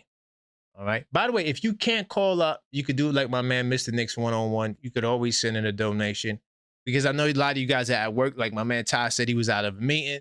Y'all listening. All you have to do, if you want to send in a message to add to the show, I will treat your super, Cash App, or whatever you send in place of a call because I know it's difficult at times to, my package just arrived. Big time. So yeah, do sometimes, is it only me, but like when you get your packages to arrive, do you feel like a kid again or something? Like, it's like, yay, what's going on, the Manar? Yo, what's going on? I see you calling in. I didn't want to, but I see I missed your call. Let's go. Yeah, I didn't want to leave you behind because I'm getting ready to cook right now. So what's up? Right. Yeah, I know you was about to cook, so I said let me get my call in. So I just wanted to, I did see that I was clicking back and forth between the Pistons and the Knicks game the other day, and I was thinking like everybody tripping from the Knicks side off of these losses, but these losses don't matter in the grand scheme of things because y'all playing Western Conference teams. So Mike Brown really may be playing chess instead of checkers as far as seeing his lineup, seeing who can handle what minutes, seeing which players he could play, because he knows these Western Conference teams aren't going to be what y'all face in the playoffs until if y'all reach the finals. You know what I'm saying? Okay. That's a fair statement. East teams that's coming up, that's the real question, because what y'all got? Y'all got Boston on the schedule. Yep. Y'all got Charlotte, who y'all just lost to. So if that's a big game for y'all for playoff purposes, if you have to face Charlotte in the first round. And I'm not saying that y'all can't beat Charlotte or beat Miami. Oh, thank you for saying that. Thank you, because a lot of people, they feel otherwise. Go ahead. But I'm saying these are the matchups that matter to their confidence, and not only if you beat them or when you beat them, now how much wear and tear do the Knicks have going into that second round to face a team like the Pistons? Because that's when it's going to matter. It matters about how, not who did you beat in the first round, how long did it take you to beat them in the first round? Is it going 7? Is it going a hard fought 6? Is it a lot of wear and tear on those bodies? Now players is banged up. Now we got to play Asar Thompson. Now we got to play Cade Cunningham and Jalen Duran coming off a 4 or 5 game series. I'm just giving hypotheticals on what actually matters and what don't matter. So yeah, they on a little 3-game ski. Yeah, y'all may whoop Memphis. Y'all may not whoop Memphis. Y'all may lose. Now y'all do. I don't think y'all about to catch Boston in that 2nd seed, but holding on to that 3rd seed, that's going to be important to who gets that 6th seed and how much wear and tear they give y'all in that first round preparing for a second round matchup. Okay, yeah, interesting point. I don't have much pushback. Except that I think it don't even matter. I'm not ducking no smoke from nobody, but I appreciate you, number 9. I ain't. You know, I ain't ducking no smoke from nobody. Right. I ain't bringing the smoke like that. I'm just giving perspective. No. Yeah. I know. You just talking basketball. I got you. Yeah, I'm trying to give perspective to Knicks fans because I'm seeing it everywhere on everybody talking about the Knicks and these losses. Everybody hear about the fallout, and I'm like, are y'all really seeing the big picture here? Right, exactly, man. I appreciate you, number 9, for bringing some objective perspective from the outside. Big time. Salute. All right, brother. All right. Hey, yo, see, look, anybody can call the show. All right. I don't give a damn what team is your team. You know, if you want to talk basketball, we could talk basketball. I'm out here, you know, trying to filter people out. Also, I don't really give a damn if you agree with me or not. You know, I just know that when I have a perspective, I can go right here. I jump into research mode and show you why I'm saying what I'm saying. All right. That's the big deal for me. I don't know what's going on with my phone. It's not charging. And it's a little concerning. A little concerning. Uh-oh, I do got a special guest I got to get on the line. Once I get this guy on the line, then I'm gonna get into the scouting for Memphis. Uh-oh. Hello. How's it going? Ron, still Knicks fans in the building. What's up, my brother? Great to hear from you, man. Hey, it's always a pleasure to call in and talk to you, my guy.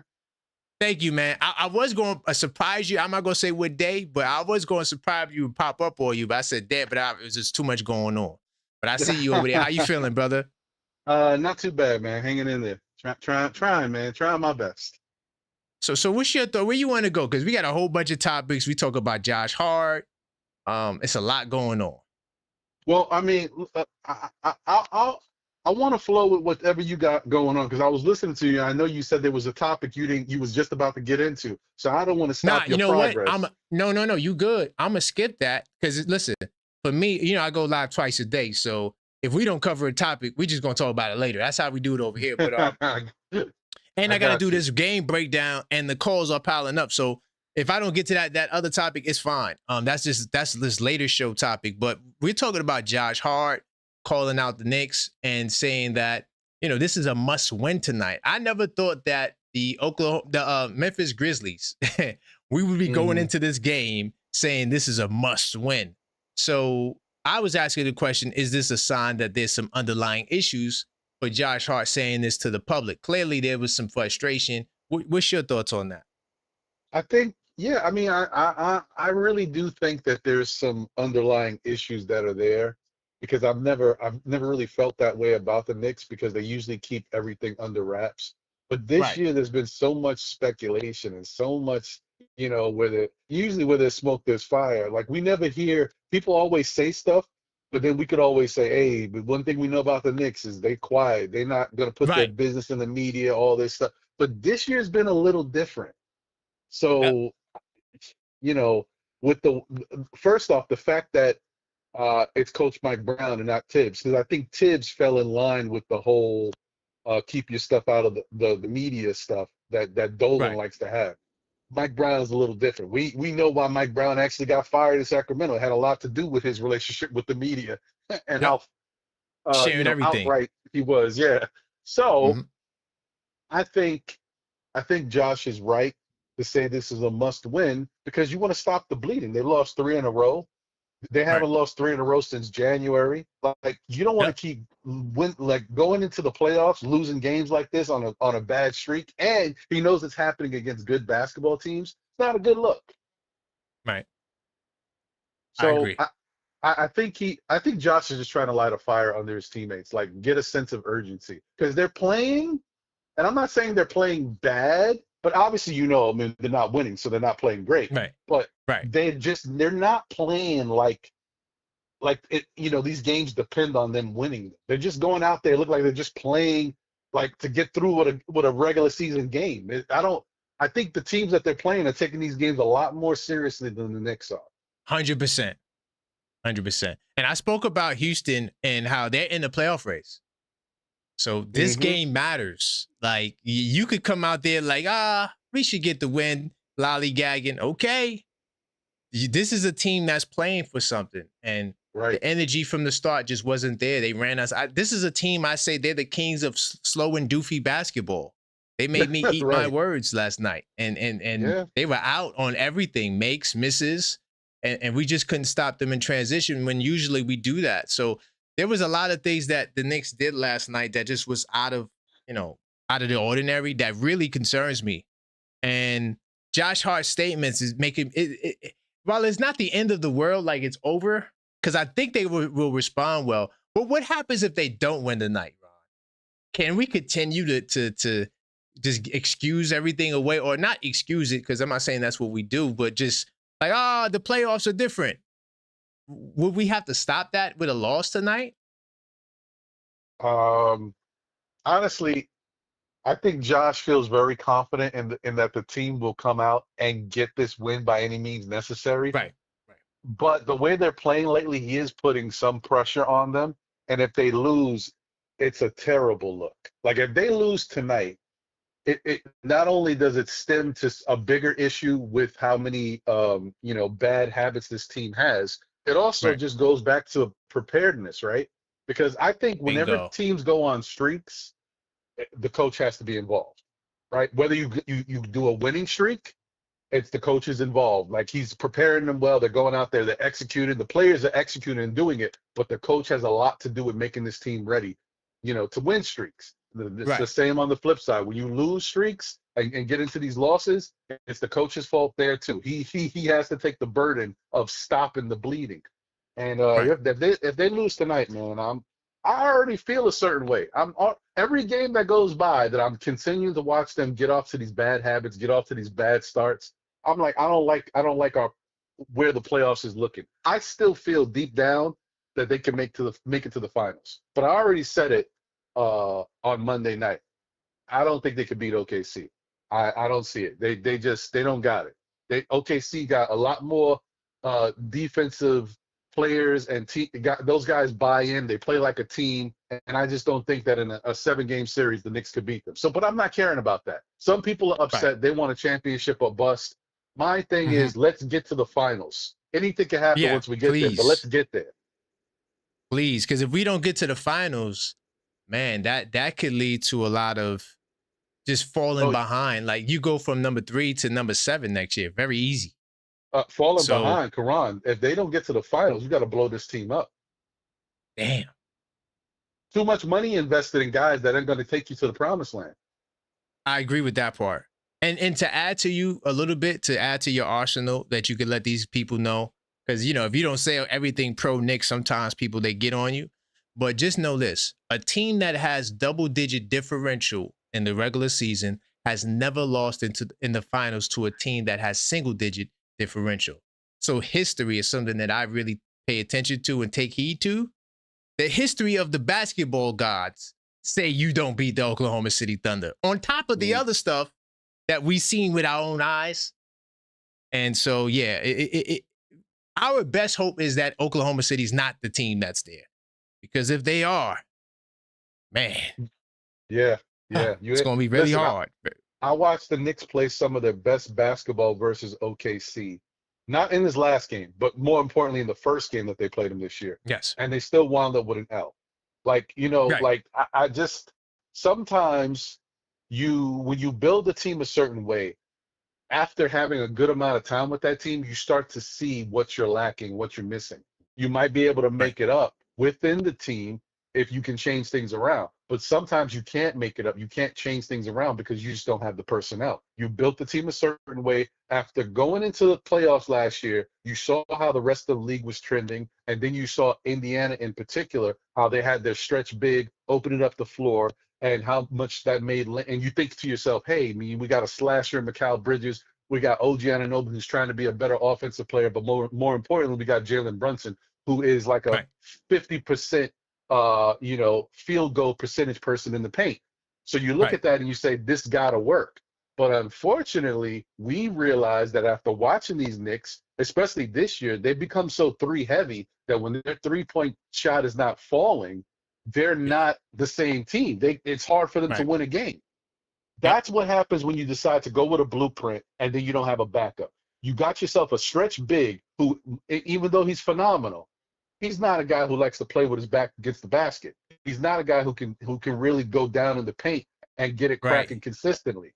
This is where you start. Really quickly, I have an answer to why that is. Oh, and Chandler, you see what he? Please. No. I'm not giving it out now. Chandler members, I'm doing an unfiltered thought. It's a special video. I promised them. I'm glad you just said that because I just want to remind them I have the answer to that. And so, if you're not a part of OKF Nation now, you need to get up in there because you might wake up and boop, it's just going to be right there.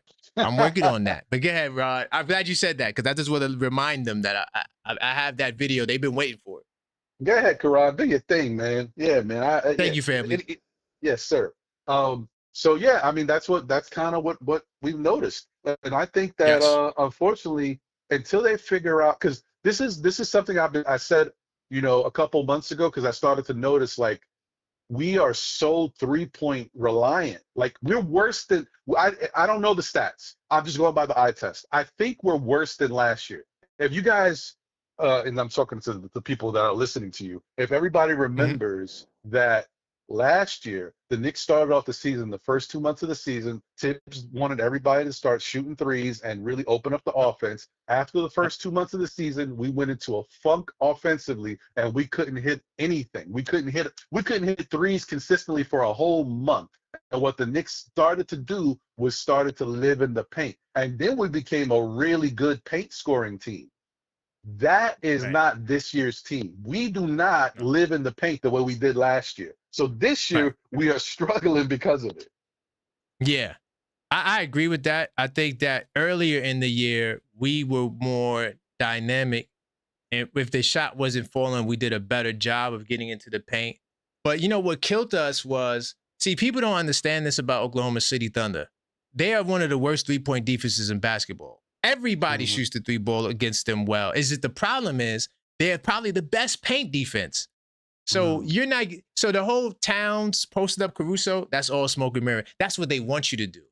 They're gonna trap them, put them in a position to turn and do the oh my God, what do I do with the ball now? Throw the ball into a turnover and they're gonna get 20 steals and 20 or 20 force 20 turnovers and probably get 30 points off those turnovers. That's their goal. So I agree that the offense this year, even though it's been great and technically it is better than last year's offense from a numbers perspective.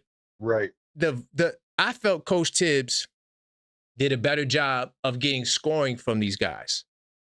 Even though this year's team is technically better numbers-wise, but scoring-wise, last year's team got more production from their starting five. Towns 25 and 13. He knew how to get Towns going. Mike Brown doesn't know how to do that consistently. Mm-hmm. He has moments, but during these games, these moments, we pretty much fell apart, man. And it's, man, we got to win. If I tell you what, Ron, if we lose tonight, I'm definitely going live. 100,000%. And I'm burning the whole internet down. If we lose tonight, oh my God. I tell you one thing, Karan. We went from last year and the last couple of years of predictability to try to get away from that. And what we did was we ran into a lack of cohesion. Because the last so I don't know how many games, the biggest problem I'm noticing is that the offense looks a little lost. And this is supposed to be an open-ended offense where you not only is it supposed to be more dynamic, it's a read and react. So whatever the defense is doing, you're supposed to react and be able to change up. So you should never be stagnant. You should never be stuck. And we look stuck. Bingo. We look stuck. Like to also to add to what you're saying, just to give you some numbers you can add to your arsenal. In the last 10 games, the Knicks have scored 46.8 points in the paint. Yeah. Oh.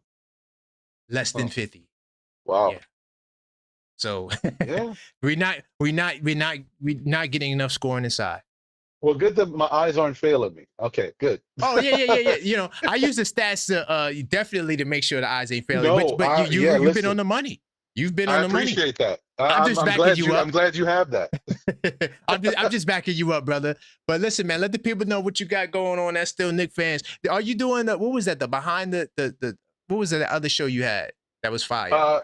So what I'm doing now is I've decided State to of the add game. That's what it was. Yes, State of the game. I've added a third show to the mix, and I basically what I'm doing is I have reorchestrated the State of the Game show. It's still going to be open-ended. We're going to talk about the Giants. We're going to talk about the Mets. We're going to talk about the Knicks. But now it is going to be a call-in show. So, yeah. I was thinking about doing it tonight, but I think I'm going to do it tomorrow night. Tomorrow night will be the first State of the Game call-in show. Nice. Big time salute to that, man. Big time. I like the State of the Game. It's fire. Yeah, man. I think the best thing about it is by me making it a little bit more open and I can talk about other things, but I also want to be able to approach different topics that are not a part of the daily. You know what I mean? Right. Got you. Yeah. Other than New York sports and stuff like that. That's fine. Right, man. But I appreciate you, Ron, man. Still Knicks fans in the building. Big time salute to you, man. Hey, man. Thank you as always. Appreciate you. Also, shout out to Maxine, the super producer. Keep doing your thing, Karan, man. Keep growing and glowing, my guy. Thank you, family. All right, brother. You have a good one, man. All right. Big time salute. Latest. All right. That's my man, Ron. Still Knicks fans. Always good to have other creators in the building, man. Just to see what, sometimes I want to see, like, make sure I ain't crazy. You know what I mean? Because I know, listen, I'm a rogue agent out here because one of the things about me is like I watch everything. So there's certain things that I may see that others are not seeing, but when my other fellow content creator sees things the same way, it just makes me feel good about where I'm at. Big time salute to my man AP. He's definitely told everyone to hit the like button, continue to smash the like button.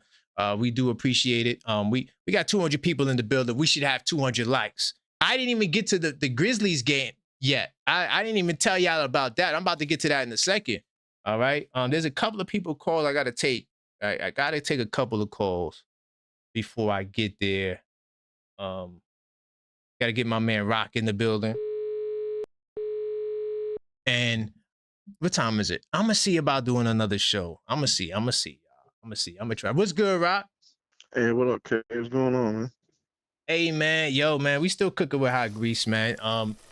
You know, Josh Hart made some statements. I'm not sure if you heard the statements. Let's go. But I'm asking, is there some underlying issues that now the team is, for whatever reason, has to go into Memphis in a must-win? That sounds What say you? crazy. It just sounds crazy to me. I just never would have thought it. What do you think, though? You know what? Truthfully speaking, it should never got to this point, but here we are, and we're here. So, truthfully speaking, I'm just ready to start the postseason, man. Because you know what?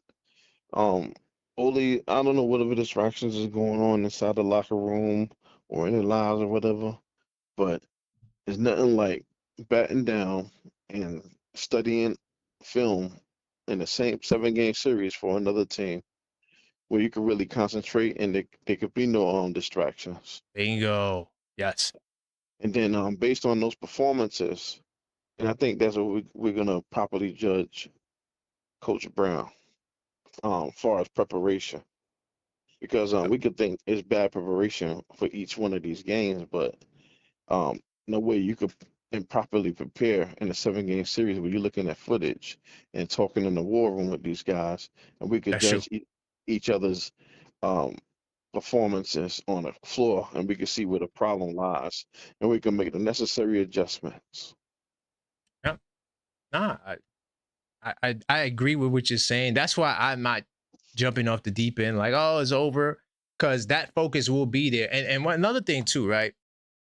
I know that Mike Brown, well, a lot of us wasn't fond of Coach Tibbs, but the one thing that the Roommates podcast said about Coach Tibbs was that he's the most prepared coach they ever played for. So you talk about preparation. That is something that we got consistently from Coach Tibbs. Will Mike Brown bring that level of preparation? I think he could. He's been to the finals before. So, but let's see what happens. You know, I'm trying to get to the point, and Rock, and I'm gonna let you cook because I poured your time. But I'm trying to get to the point where I'm like, well, even if we lose tonight, it doesn't impact what happens in the playoffs. But it really is hard to feel that way. I feel like that's some super zen Mr. Miyagi stuff. But do you think Mike Brown could have that level of focus? I think he can. I think he can. I mean, he's been with championship like he's been, put it like this. He's been in the Warriors system, and they was very well prepped. You know, they've been in the war, so I would like to think that he could duplicate that in his locker room during the playoffs. It's only right to think that. Right. No, I You got know? you. I got you. But it's something you said before, and What's I up? can't understand. And I'm a take it as, say, like an 8th grade school teacher. She has Yes. to leave her job, her like livelihood for some reason or another, and another teacher takes over. Um, she gets information on certain students, on performances and what's the issues and all that. When you were saying that Cat got, well, you know, when Tibbs got the best performance out of Cat, Yes. you would think that Mike Brown would go back to last year's film and see what was going on and how things were executed and how performances was raised during Right. last season. But one thing I don't understand why he hasn't done that. He couldn't have done that because he's not getting the same results out of Cat. Good point. Yeah. One other Good thing point. too, and this is Mhm. in favor of your client. One thing that is 10 not done that was done seconds. last season. Let me hurry up. Um, that was done last season and early this season, and it's not done anymore. Mikhail is not out on the break on early, easy baskets anymore. You notice that? Oh, initiated by him that he starts? I don't know. I think it was. I think it was a wrinkle Okay. where no matter where he was in the system, he was told to leak out early. He used to get all these easy baskets, and that got him going early, and he was able to maintain that flow during the whole game. But I'm gonna let you go. Yeah, I'm off. I wonder if that has to do with the defensive scheme and where he's positioned in on defense, and that's probably why he's not leaking out. But I don't know. Maybe it could be. There could be some truth to that because he definitely was scoring more last year than he is this year. So, 100%. That was huge because he was so fast and Right. he was hard to catch, and Right. that's all the momentum in the world. Right. Exactly. All right, man. I appreciate you, Rock, man. Great call. All right, bro. Thanks. All right. Oh no, AP said maybe we're wrong about Tom Thibodeau. Wait, what? AP, I hear you. You have a point. But the problem is the players, right? The players weren't feeling them. So how could Coach Tiz how good could he have been when the players weren't really rocking with him like that? You know, he lost his locker room. You know, those guys wasn't really feeling him like that. All right. Let me see if my man Joe and AC is available.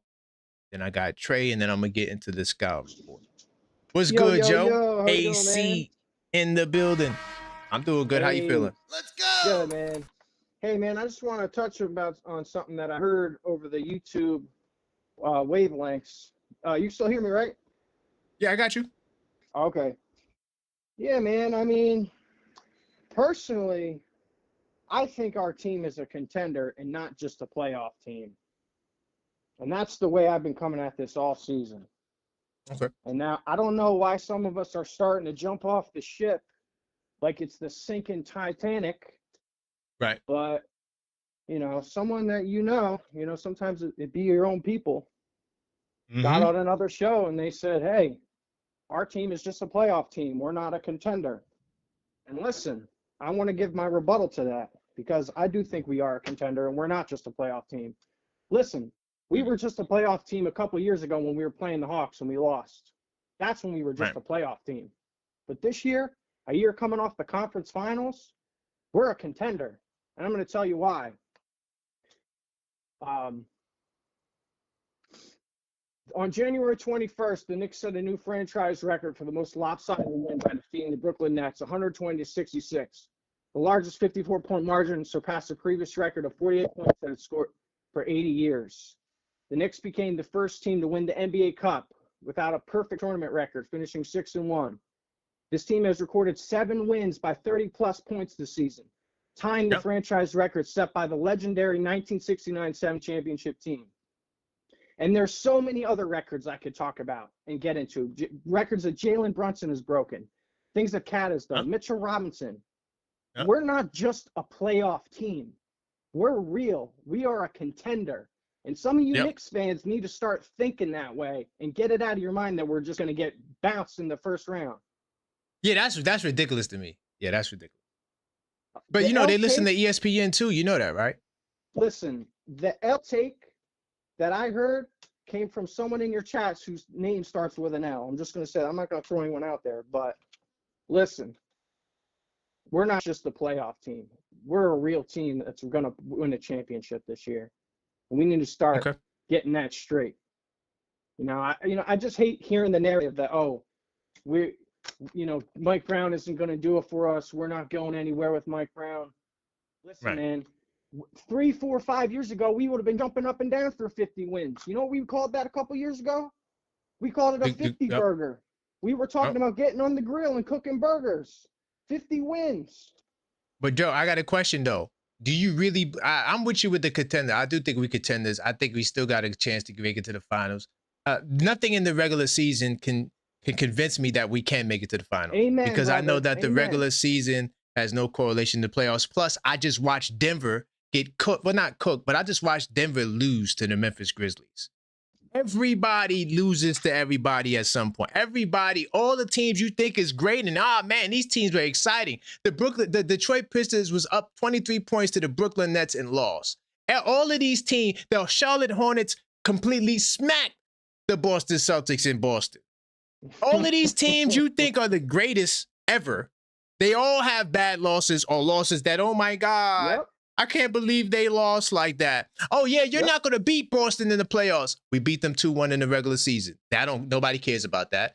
Same thing with Cleveland. No, you're not gonna beat Cleveland, right? And another thing, but I want to ask, while I do agree with that part, but come on, you gonna tell me, Joe, that you could guarantee you feel like we the favorites to win the championship? Do you really feel that way? Well, let's break down your definition here of a contender. For me, the top 3 teams of each conference that are fighting to get into the finals, to me, are contenders.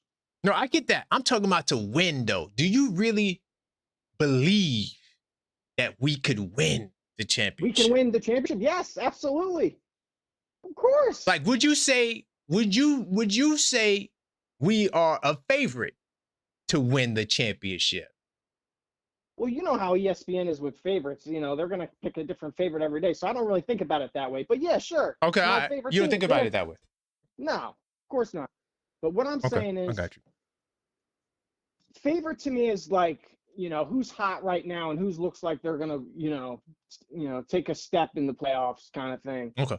You know, everyone was saying, oh, the Detroits were the favorites for such a long time. And that just made me like, ugh, I can't even think about that. You know what I mean? I know they got a good record, but listen, man. Yeah. When it comes they're not to the favorites, favorite to me. I don't listen. When it comes to favorites, I don't even think about that. I just think about. I got you.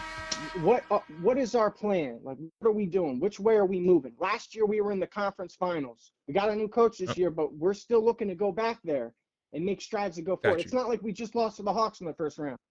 You know. Got you. I appreciate you, Joe. We're not just a playoff team anymore. That's just how I feel. Thank you for bringing the optimistic balance, Joe. I appreciate it. Hey, man, someone's got to. When I hearing this stuff on other channels, I'm like, yo, come on, man. All right. Big time salute. Hey, man, thanks for taking my call. Have a good one. You too. Uh-oh, wait a minute. St. John's. Listen. St. John's. You got to mute the background. I got you, brother.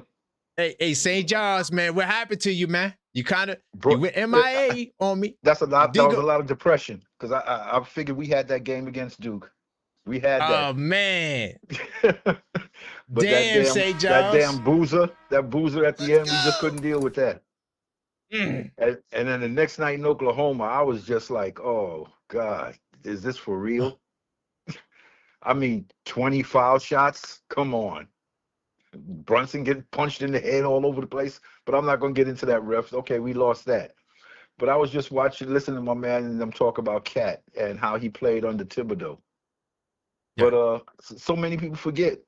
Who called out Cat? Who called him out? Mike Brown? What? No, when he was in Minnesota. Tibbs. They had issues. Butler.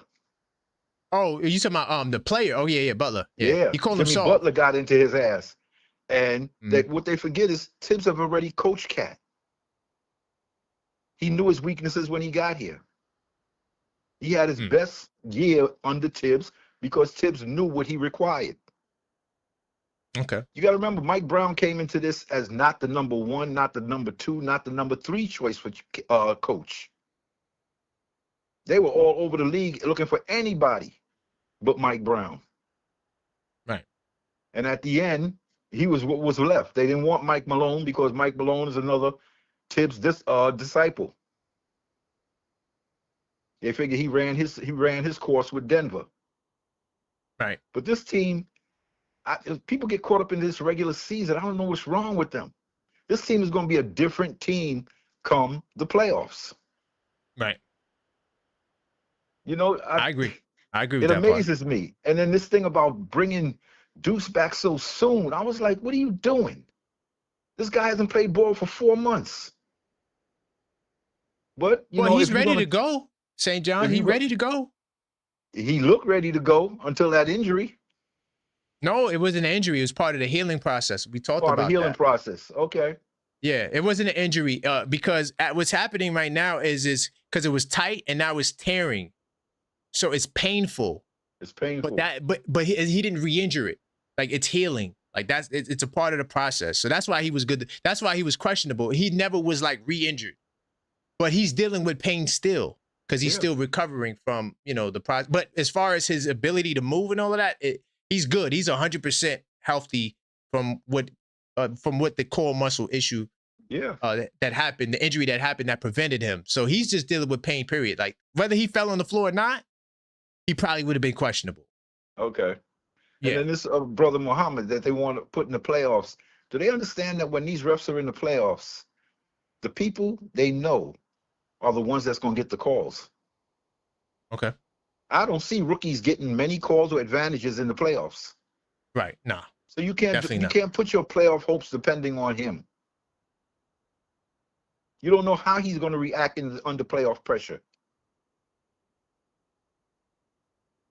Okay. So did Leon Rose make a mistake? As far as my boy, as far as your client, okay, you have to understand a lot of his shots has been taken by OG.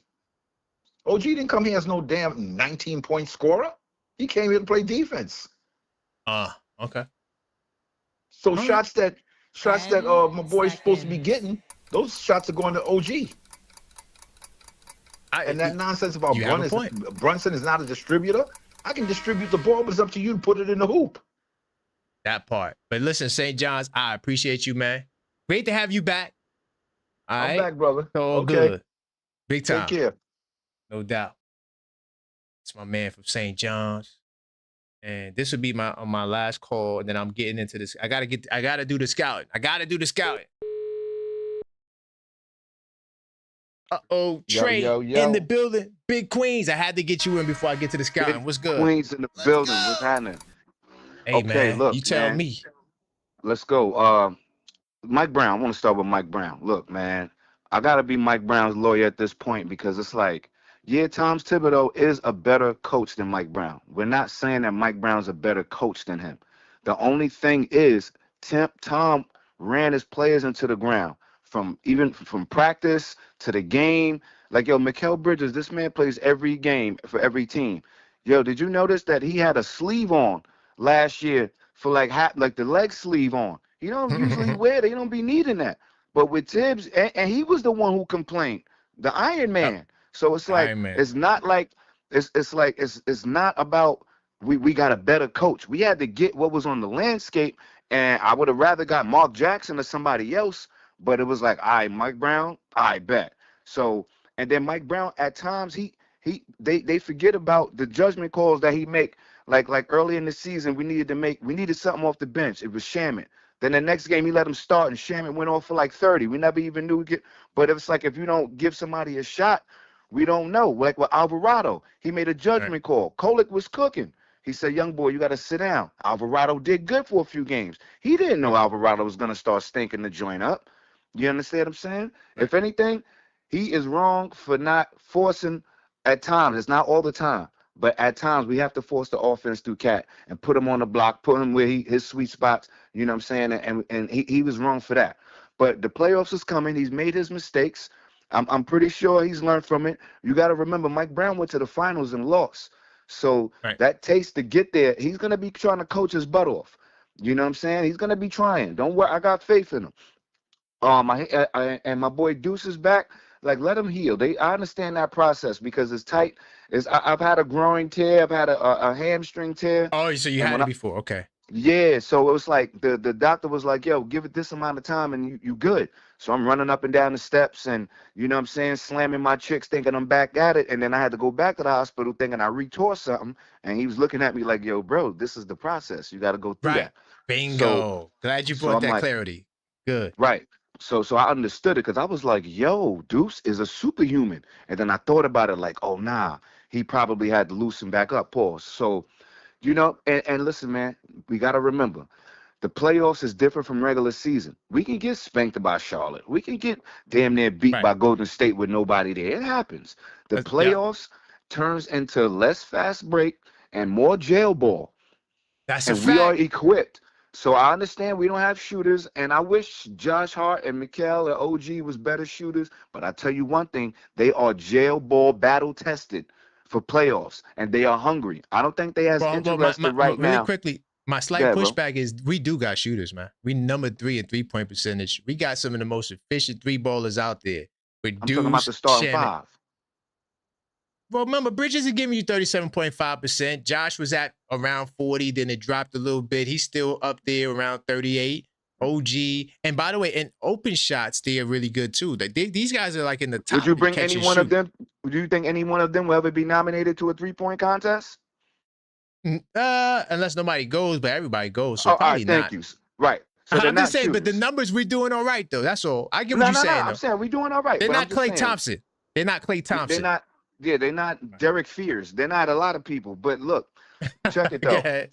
I'm not mad at that because it's playoff is going to be more jail ball and less pretty step back 3-pointers, and there's gonna be some of that too. But we battle tested. We got Deuce back. Hopefully, if we could get Shamit back, and because this is all interchangeable, it's gonna be good. You know what I'm saying? And Bingo. And last but not least, everybody is playing for their money right now. The only person who ain't playing for his money is Brunson. He's good. Josh Hart is playing for money. Mikal Bridges is like, I'm talking about Towns. Everybody, I'm talking about their new future contracts and how the league is gonna be at the negotiating with them. It's so they're not just playing for the Knicks. They're playing for their livelihood. So and you see Clarkson, right? You see how Clarkson been playing defense lately? Oh, what? Yeah. That's called playing for your livelihood. That's not called I just want to play. That's called I'm playing for my livelihood. These niggas ain't playing me. They playing Kolick, Deuce, Alvarado. He's like, oh, nah, I got to do something. And that's the energy that we going to get. I'll leave you with that, bro. I appreciate you, Trey. Great call. You are ready. All right. Yeah, I had to get my brother Trey in from Queens before I get to the Scout report. The only thing Trey was cooking, the only thing I would rectify in his statement was that Tibbs didn't practice like that. That's according to the Roommates podcast. They weren't. In fact, the entire league doesn't practice like that. Be surprised. A lot of the older players say that, these guys are not practicing like that. I think we'll be fine, man. When we think about what Josh Hart was saying, my only concern is he said it publicly. I think we all knew what Josh Hart was trying to say, but hearing him saying it publicly for me, it just made me feel kind of like we got to go into Memphis, a team that listen. Y'all know I do these scouting reports, okay? And so Memphis is a team that they're not a good team, bro. But everybody in the league, they're capable. There's guys you never heard of that will torch you if you're not prepared. Let me go into research mode. I'm not going to spend much time on this scouting report, but I am going to go over some key things that I think it's very valuable for us to know in tonight's game against the Memphis Grizzlies. So you guys already know. Oh, hold on. Before I do that, hold up. Whoa. Before I do that, today is the last day for. I forget. I'm bad at this. I'm bad.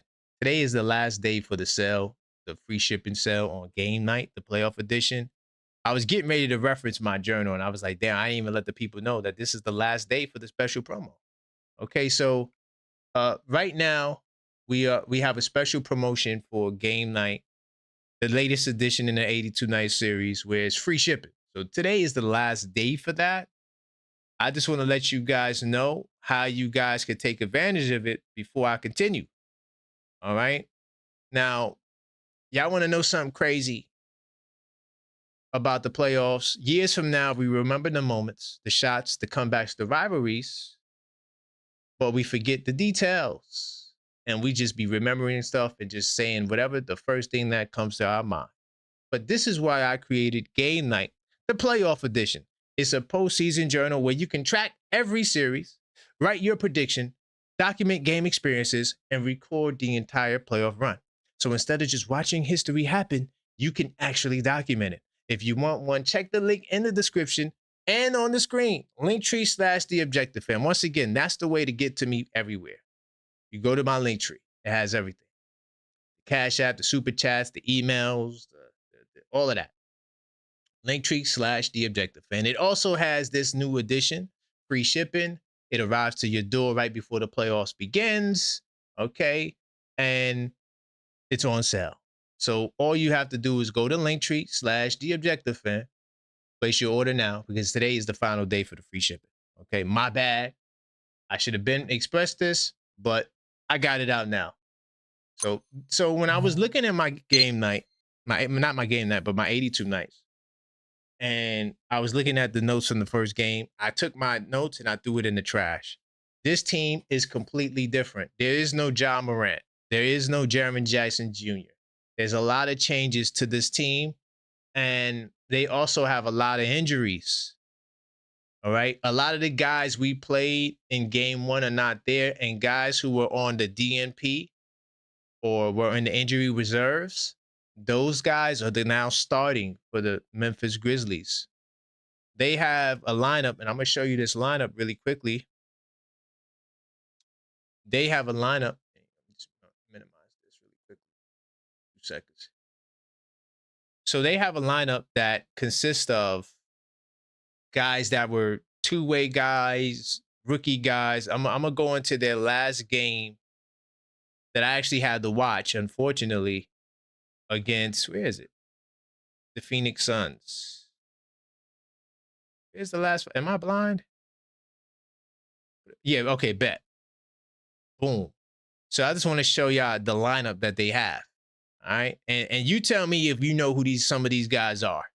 I'm not sure how much basketball most of y'all watch, but they have Taylor Hendricks. He is their center, by the way. He's only 6'9". So shouldn't that mean Big Bodega Cat get busy tonight? We're going to find out. Cedric Coward is their rookie. He was coming off the bench. He was like a six-man kind of guy, but because they have nobody, he's become a starter. Of course, a lot of y'all know G.G. Jackson, good defender, decent scorer.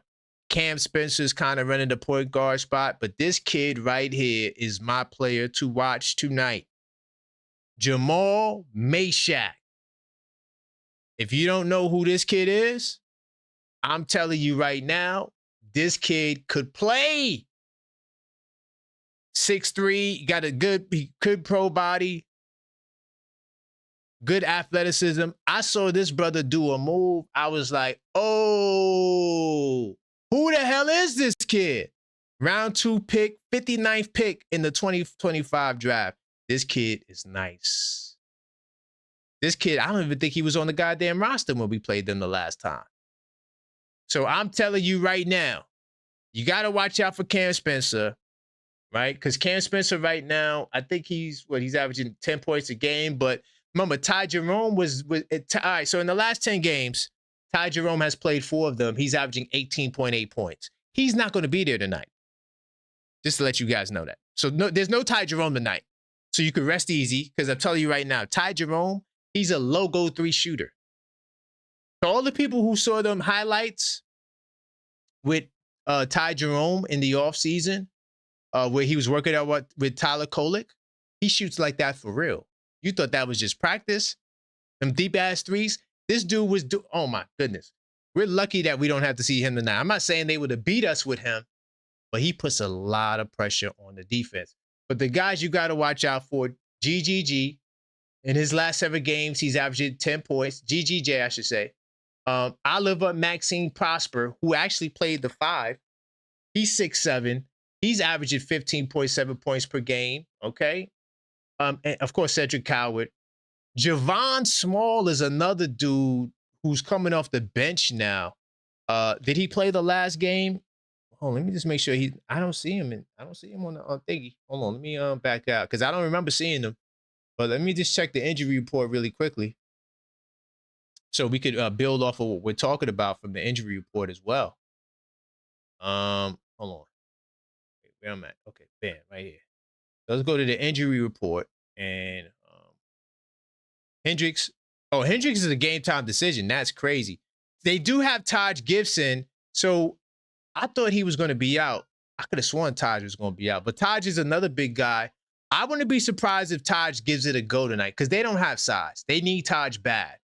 All right. And we know the last time we saw Taj, he kind of was giving us, I don't remember where he was at. I just remember the last time we played against Taj Gibson, he was giving us the business. And yeah, he played 7 games in the last stretch. He's only playing 9 minutes a game, but he will play more minutes tonight if he plays against us 100%, 1,000%. All right. Like I said, Ty Jerome is out. And of course, they lost Jalen Wells for the season. And Zach Edey has been out for the longest as well for the season.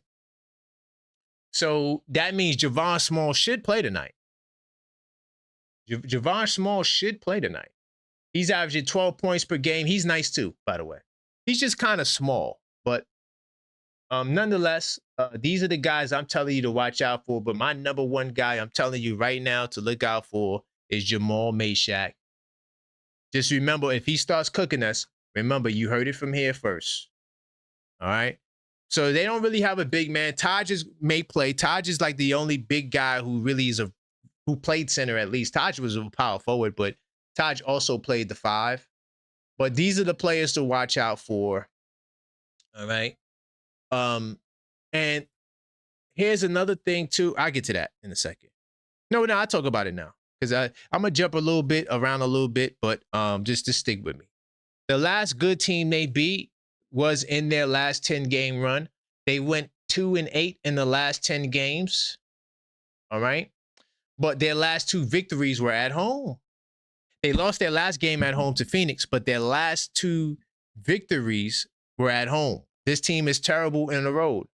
They're 13-24 at home, which is terrible, but it's better than their road record, okay? So at the end of the day, they beat the Denver Nuggets at home. I think the Denver Nuggets, I'm going to keep it real. And watching that Nuggets game, they had the Prosper kid. He was at the 5. He's only 6'7". He was at the 5 guarding Jokic. So when you watch the game, it just looked crazy. It looked like a college basketball. You know how in college you got teams that don't got big guys and they all just play zone? Well, Grizzlies played their fair share of zone defense as well. So to my man CW Flash, he said Cat should break Bam's record as well. Yo, to be honest, this should be Cat's night to shine. The Grizzlies they couldn't be a better team to have such small guys than Memphis for this brother Cat to shine tonight. Will he shine? I don't know. Khalil, what do you think? Wink, wink. Khalil knows where I'm going. Salute to my man Khalil, because we talk all the time about Cat and stats and all types of stuff. Anyway. But nonetheless, I just think that this team, even though they did beat Denver, and how they beat Denver was basically forcing turnovers. Jokic had 10 turnovers.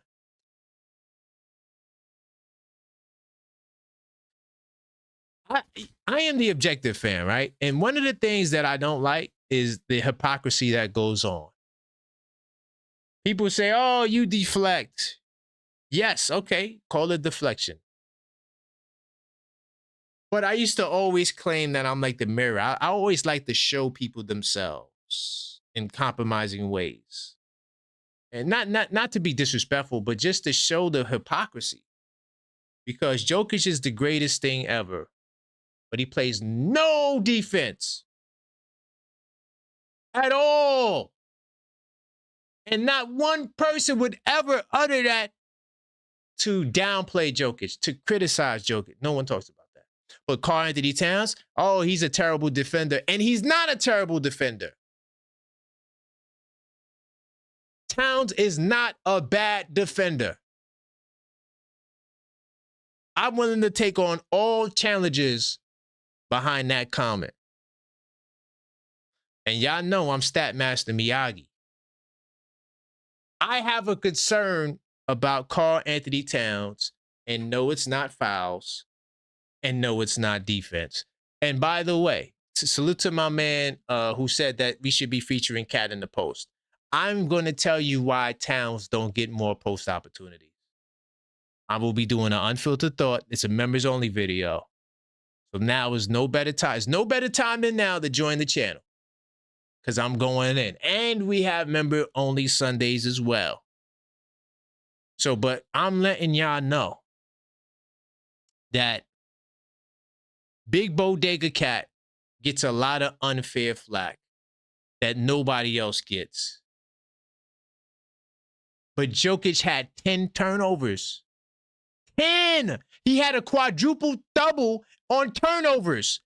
Points, rebounds, assists, and 10 turnovers. That's why they got cooked. But I don't hear no one saying, damn, yo, Jokic, man, he just dribbled the ball all day. He just dribble. They coming around his backside, grabbing the ball, pause. They exposed Denver, dog. Denver was exposed, and they out. Beep, beep, they play fast. So because they play fast and they get in transition, the Knicks have to dominate the glass. I know this is like an ongoing theme, but the rebounding has been a very paramount thing for the Knicks and their success. They got to crash the glass. You're talking about, listen to these stats, y'all. In the last 10 games, the Knicks rebounding is down. We're like a -3, right? 43.8 rebound.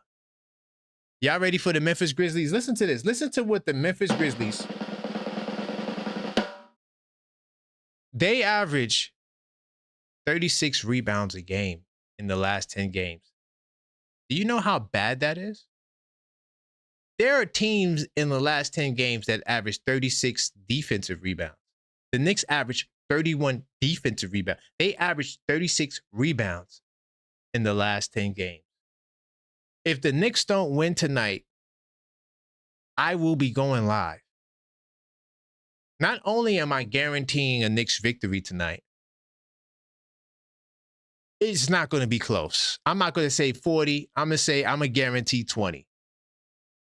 This is a team that is terrible. They have no 20-point scorers left on their team. They shouldn't have enough offense. They have 1, 2, 3, 4, 5 guys averaging double figures that's going to play tonight.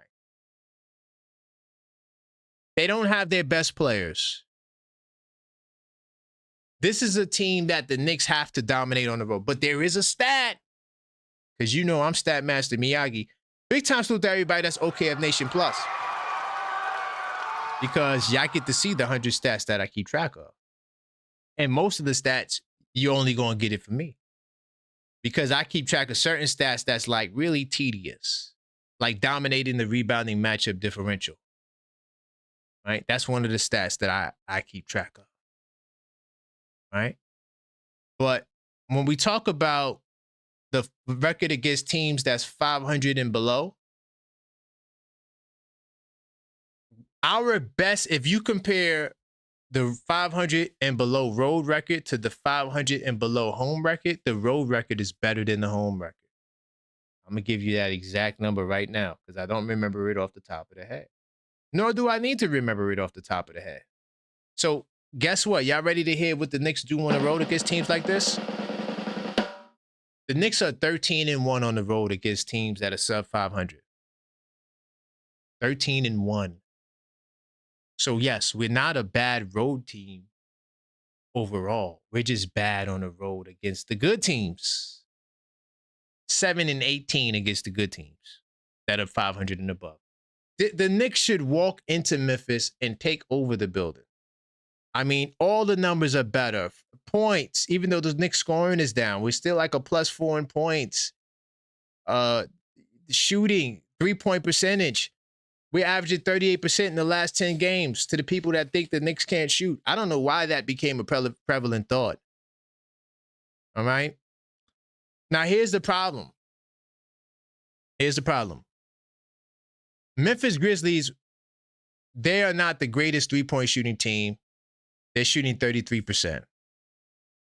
However, the Knicks in the last 10 games, we give up 39% from three. Our three-point defense is trash. Salute to the members only. I told you why our three-point defense is trash on the members only show. So if you are a channel member, you missed it, go back and watch it. I have well over 70 plus members only video and I go live every week. So my membership is definitely a quality membership. But once again, it's like I have to keep saying, I told you so. That's the one concern. But the good news is Memphis gives up 36.6%. So us averaging 38%, we should be able to bombs away tonight. Bombs away. You got to get the shots up. And if you could get established in the paint, like I told Ron, we're averaging 46.8 paint points. That's not good. By the way, that's below 50 it's anything below 50 it's not good. It's subpar. It's below average. You want to get the 50 paint points. You get the 50 paint points and that's a half a century right there. Anything above that, like the Detroit Pistons when I last checked, they average about 58 paint points a game. So that means that we averaging 10, we're minus 10 compared to the Pistons in the paint. It's not good. Man, there's a lot of stats I could go through, man. I'm just going to tell you right now, the Memphis Grizzlies are just as trash in the last 10 games as they are overall. The Knicks should win tonight. And the idea that this game is a must-win game is laughable to me. All right? It's laughable. This should not be a must-win. This team is terrible. We should not look at this team as a team that is a threat. We need to take them seriously, of course. I'm not saying to go in there like they're just complete bums. But if we don't win the game, Houston, we have a problem. And it's not that it's going to correlate to the postseason, but it's just that you can't get your focus right on the road for a team like this when you're 13-1, usually against teams like this. And all that year, we won the last 5 games against them. Who gives a goddamn? Get it done tonight. That's what I implore from this team. Get it done. It's no goddamn excuses. All right? You got to start playing good basketball at some point. We can't hold on to last year bad, terrible basketball we were playing. We can't hold on to that. Because being terrible and being bad is not helping us. So do good. So I don't got to get a text at 2 a.m. from Dusty. Oh, man, you guys are falling apart at the... Listen, y'all, when the Knicks lose, I get at least 10 to 15 text messages from people laughing at me. Laughing. Ah! I got Lakers fans, Warriors fans, all different types of fans from all over the goddamn place. Tired of it, goddammit. That's part of the reason why I start the channel. A lot of people I know, they fans of other teams for some magical reason. It is what it is. But I'll open back up the phone lines if you guys. To the people who I miss, I'm calling back. So if I miss your call, calling back. All right. I know a lot of you guys are at work. I need to make sure I'm good on the supers. All right. Big time salute to everybody in the building. Continue smashing that like button. All right. Who's Nick? I see somebody, my man Tubbo said neglecting OG. Who's neglecting OG? Who is neglecting OG? I will be coming for OG's head. Because listen, the same way y'all come for Mikal Bridges, I'm going to be just as critical of OG. He shot 3 of 9 from last night. The brother missed 4 open threes in a row last night. None of y'all said nothing. Aw, it's OG. He plays defense. And to the person, salute to my man, that was Lawrence. He said, yo, OG's taking shots from Mikal. I never looked at it like that. But there may be a point there. Bottom line is, they all get the same wrath and fire from me. I give nobody a pass. But I do defend what I feel is just not right. But everybody gets the smoke and the fire. Pun intended. And we better not lose tonight. Because this will be the most craziest where there's smoke, there's fire show ever. I'm just guarantee you, I might black out, have a heart attack on screen. What's good, Figgy? Uh-oh. Who's going to have a heart attack on screen? I said if we lose tonight, this will be the craziest where there's smoke, there's fire. And I might have a heart attack on the show. But where we going, Figgy? Let's go. Wow, you heard what I said? I said the Knicks got you using salty language out here. Karan, what's up? No, because tonight should not be a must-win game. That really bothers 100%. me, Figgy. No, 100%, 100%. And by the way, thank you for shouting out Cat. He's not the problem here. That's not what we're dealing with right now. He's a problem in that Mike Brown isn't utilizing him. That's a whole nother topic, and I'm gonna get to that. Don't worry about that. No, I know you will. But look, man. Again, this is the Objective Knicks fan page. If people want to be, if we want to be coddled, if we want to be pampered, if we need, if we want somebody to lie to us, this isn't the place. This is not the place for. This is not the place for lies and deception. We're gonna go in 10 toes down with our eyes wide open. That's why, I love your caller who called me out a little bit. That's all right. We're good. Oh, he was talking about you. I didn't even make the correlation because, there's a lot of L's. There's LD, Lopez. There's a lot of people. No, but he was calling out the fact that I said the Knicks are right now. I said right now, if you want to go back to last night's game, the Knicks right now are a playoff team, not necessarily a contending team because of the way we're moving. Because or not even a contender, I said a championship team. Because a contender, we could even be, arguably we could be contenders, but a championship team doesn't move like we do. A championship team beats the teams they're supposed to beat, like tonight. Look, if we win tonight, I don't think anybody's going to be doing victory laps and I ain't doing no show, Figgy. There's no show happening tonight if we win. Just telling you know. It's not happening. No, that's like rewarding a kid for, doing what, making their bed or doing what they're supposed to do. We don't do that around here. We don't do victory laps for what we're supposed to do. A championship team is supposed to beat the Memphis Grizzlies. They're supposed to beat the Wizards. They're supposed to beat the Nets. They're supposed to beat all the teams. Now, a championship team will go toe-to-toe with OKC, and they're not going to let a 96,000-year-old KD drag him up and down the court. Right. It is what it is, man. And I get what you're saying. And also, really quickly, Figgy, that's why I asked him. I said, Joe, come on, Joe. You're not telling me you guaranteeing the Knicks. You don't got the Knicks being the favorite to win the chat. None of us do. None of y'all in the chat believe the Knicks are the favorite to win the championship. Come on.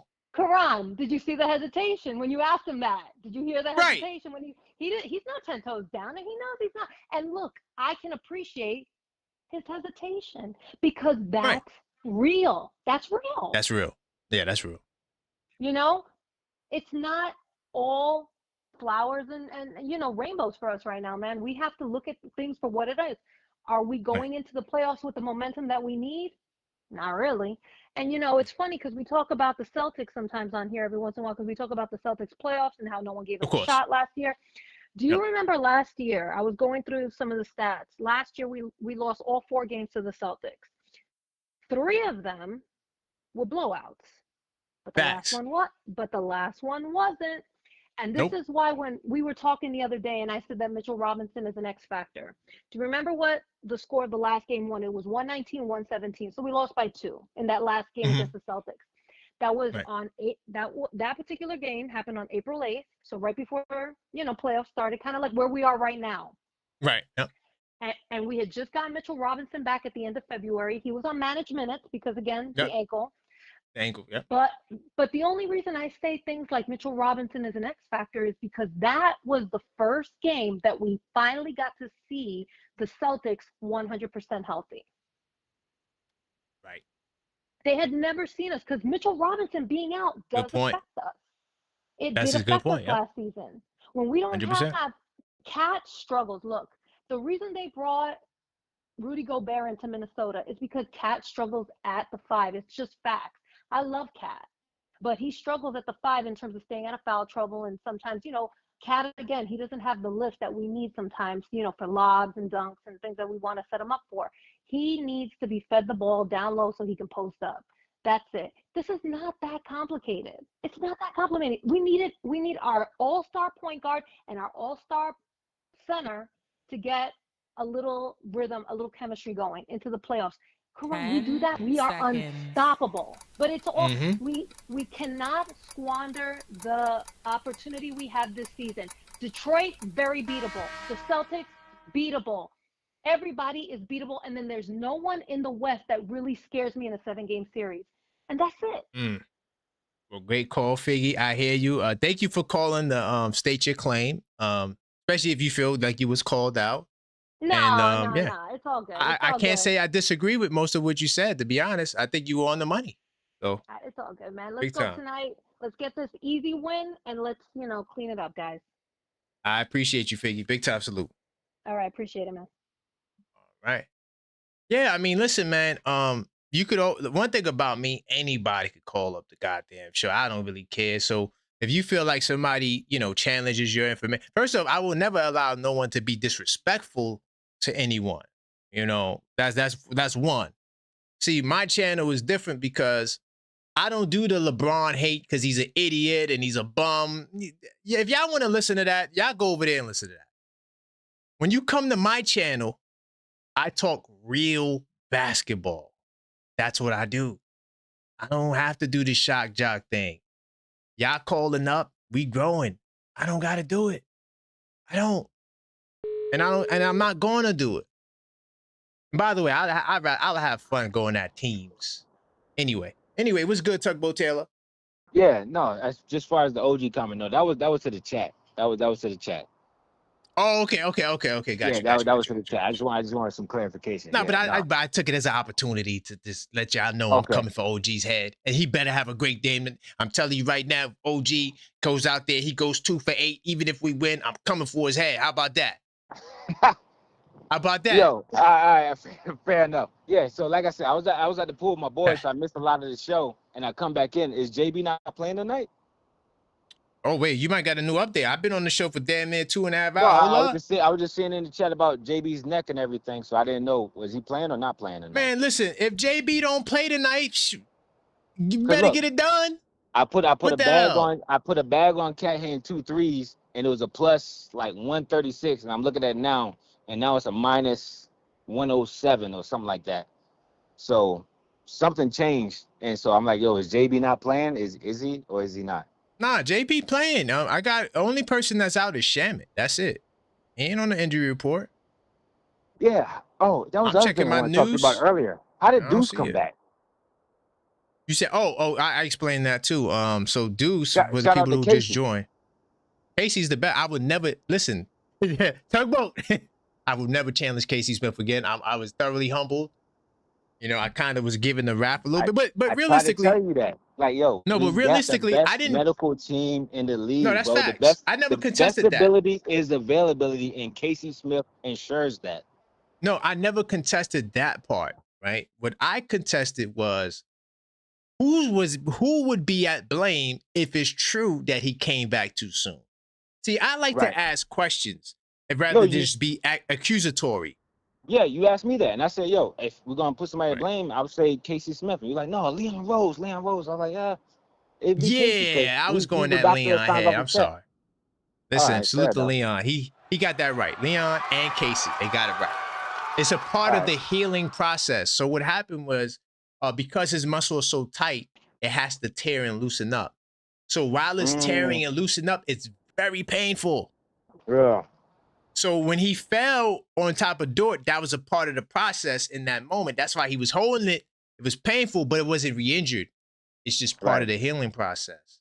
But something changed. Something changed in the line because it went from, we were like minus 1,300 to like minus 900. Like I said, it went from Cat plus 150 on the 2-pointers to Cat minus 130. So I'm like, all right. So, and like I said, I just hopped back in. I saw Brunson has a neck injury going on. So I'm like, all right, is it he not playing tonight? That might be April's Fools, brother, because I'm looking at the injury report, ESPN. I'm checking all of my news updates right now. I don't see nothing about no Brunson neck right now. I'm keeping it real. Okay. I don't. It could be. Remember, it's April Fools today. You know what I mean? So don't fall for everything, y'all. Don't fall for everything. A lot of people out here going crazy. I might hit that cash out before the game. We'll see what happens. But yeah. Right. I mean, like, how you feel about tonight though? After you said what you had to say, how you feel about tonight? I think that we should blow them out. I'm keeping it real. Like, there's no reason to not blow them out. I think with the level of focus that now Josh Hart is saying that they're gonna play with, you gotta get rid of this team. Like, do we give them accolades or just a participation award? Nah, it's no accolades. You got to win the game, dog. We got to play who's in front of us. You got Chicago next day, another bad team. You got to punish these teams. Another bad team. Just to show that, yo, y'all are inferior. Because I'm telling you, right. Oh, another thing I forgot to add. I'm glad you brought it back here because this was a part of my scouting report. And I hate leaving information out, but I always do because I got so much goddamn information. They have their draft pick. So they are technically in tank mode, but they kind of got their spot sold up right now. And everybody hates New York. So, you know, this might be the game. Hey, they think we're going to come easy. Yeah, we're going to get them from the start. We're going to jump them. We're going to press them 94 feet. We're going to get steal. We're going to play like a college basketball team tonight. Right. You just never know. You feel Yeah, me? but that's my other part is like, what do you think the aftershock is going to be? Because, like I said, these plus 500 teams, all right, yeah, we can't do nothing against them. And then when we play the midgets, we go off. And that's when everybody starts kumbayaing and saying, you know what? Everybody isn't that bad. You know, like after we wash out Memphis tonight, it's going to be like, okay, yeah, we're supposed to beat them. And then we wash out the Bulls the next game. Everyone's going to be like, oh, yeah. See, the Knicks, we're not as bad as we thought we was and da. But I just hate the I ain't gonna say I hate. I extremely dislike the response that we have as a fan base against these midget teams. Got you. When we're not beating the contenders. Got you. I got you. And by the way, if it makes you feel better, we're 13-1 on the road against teams that are below 500. Yeah. So that's another reason why we should punch these teams. Yeah, we're stepping on ants. You know what Denzel said? It ain't like stepping on ants, Jay. It's a part of it. It's a major part of the 30 wins. I mean, the 50 wins. I'm sorry, the 50 whatever wins is beating these teams. So we just got to continue doing it. Who do we have? We got Memphis, Chicago, Bulls, and then is Atlanta. Then it gets real. Atlanta, Boston, Toronto, Charlotte. Yeah, and that's our final lineup before the playoffs. Yes. That's nasty. I feel like so if we lose all 4 of those games, does that mean that we're going to get killed in the playoffs? 7-game series is different, but I feel like we'll beat Atlanta. Boston's gonna be a good game. I don't know how the outcome is that gonna be, and then Charlotte, we can't keep up with that speed. That speed has been our difficulty the whole time we were playing. I think I'm willing to debate that. I don't think the speed is a problem. Because I think the speed is a problem. I know you said pace and speed is different. It's different. But how do you see? But see, here's the problem. I'm gonna get you on this. You can't use fast break points either. Like fast break points wouldn't be. That's the example of speed.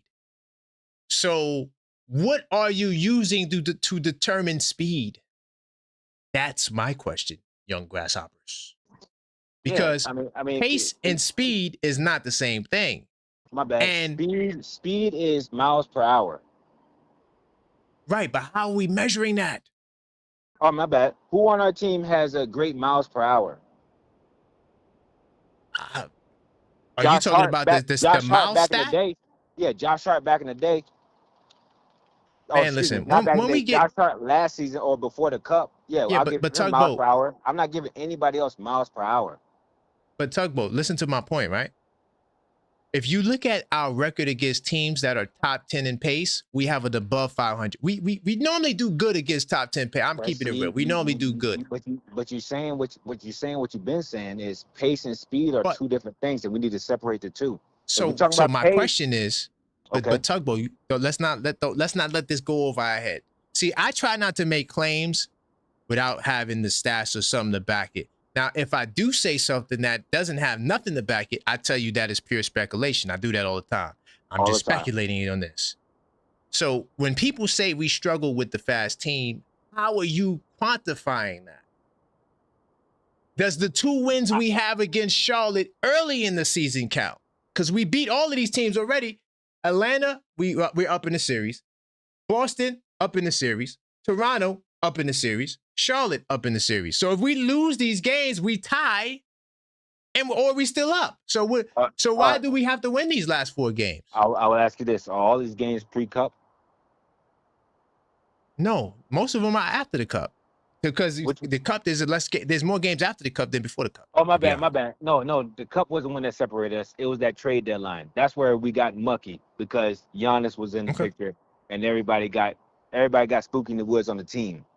When the Giannis thing came up, everybody got spooky in the woods on the team, and we haven't been the same since. Because I think there was a discussion. I don't know where you're going with that cat conversation, but oh man, I can't wait. There's clearly something with this Giannis thing. There's clearly something. There's clearly like we're holding Cat back. So we talk about the valuation of Mitchell Robinson, but we need to talk about the valuation of Cat. What are we doing? I don't with know, that? man, because my dream trade, Cat doesn't go. Yeah, But of course. I'm willing to get rid of him if the Magic are willing to take Towns and they're willing to send Paolo to Milwaukee, I'm That's willing to do that. nasty. Yeah, that's nasty. But Paolo, And then you send Giannis to you look send at Giannis to Paolo. the Knicks, Towns to Orlando. But look at And what it's a great Paolo's been trade. doing this season. Paolo ain't been that guy this season. Paolo wasn't really that guy last season. But think about it. But hold on, think about it. If we could promise Milwaukee between the two of us 5 picks, they don't got no picks. They need that. Yeah. And you get Paolo. Think about it. Orlando put up 2. We put up 3. That's 5 picks and Paolo. And probably Mikal Bridges if you want. Yeah. You see? See, there's no such thing as fair. Yeah, it's all no. political. It's But all it's about, political. it would be, the only question to that deal would be if the Magic would take Towns. And I think they might. But yeah, I appreciate you, Tugboat. All right, Great brother, call man. back, Appreciate man. you calling me back, man. Thank you. All right, stay blessed. All right. It's my man Tugboat Taylor, OKF Nation Plus. That's my brother right there. Let's see who else. Let me see if Brooklyn could get back on the line. See if I get my man from Brooklyn on the line. 646-995-8389. I'm doing callbacks. Uh-oh. Gino, Brooklyn. Yo, what's good with you, K? What's going on? Where are we going? Are we talking about the game or Josh Hart? Where you want to go? Man, Josh Hart, he said what he said. It's the truth. I mean, that's what you do as a team, right? When you slacking, you gotta say, somebody gotta say something. I don't even care if you got a C on your chest. Somebody gotta say it. Somebody gotta be real. My thing too, I mean, they gotta stop playing. I mean, even Martha Stewart called them out on they play too much. And she was serious and they was laughing. You feel me? And the other thing too is that all of them get the smoke. From the top to the bottom, to the coach, to the players, to everybody. Because how you collaborating with Leon and everybody from the top, they know what's going on. We see what's going on, so they don't see what's going on. Good point. Y'all misusing Cat. Y'all ruining Cat. Like when Cat caught that rebound and passed it off for OG to hit that 3. I kind of felt Cat right there. I was like, man, y'all just want me to get boards or whatever? Man, I'm tired of this right now. Got me out here like I'm Mitchell Robinson. That's what I'm saying. We just out here for cardio right now. Y'all ain't trying to win. And then my thing too, OG got to get that smoke too. You want 100%. You want bigger responsibility, bigger role or whatnot. The difference between a good player and a great player in this league is consistency. Bingo. You feel me? So that's my thing. That's my thing about the whole situation. But this game tonight, I mean, somebody got to say it, but they should win tonight. They should win tonight. But it's not make or break all. It's not make or break all. But they just it ain't a make or break. Yeah. Right. No, I agree with that. Hard. They just got to play hard, but everyone get the smoke. Nobody's excluded. I appreciate that take. You feel me? But hey, I'm gonna let you go, and I'm gonna big time. All right, my dude. Later. All right, salute. My man Gino. I got one more to get back. My man, one more call back. My man was triggered. So when you hear that, that means somebody did a call back. Somebody was triggered. Uh-oh. This is also the callback king. Uh-oh, Rock, what's going on? The callback king. Where we going, family? Where we going? Okay, I'm not feeling that scenario, that 3-team trade for Giannis with the Magic. Oh, you're not? No. Okay. And simply because I'm like you, I prefer to keep Cat with Giannis. Bingo. Yep. For one, he needs a 5 that can shoot from the perimeter. Sorry, that's not for you. Go ahead. Yeah. He needs a 5 that can shoot from the perimeter.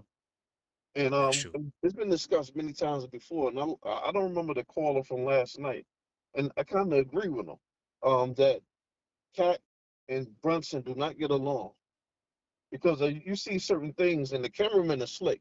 if Cat make an error on the court, they'll shift to the bench, whether it's Brunson or Josh, and these guys will roll their eyes on it, man.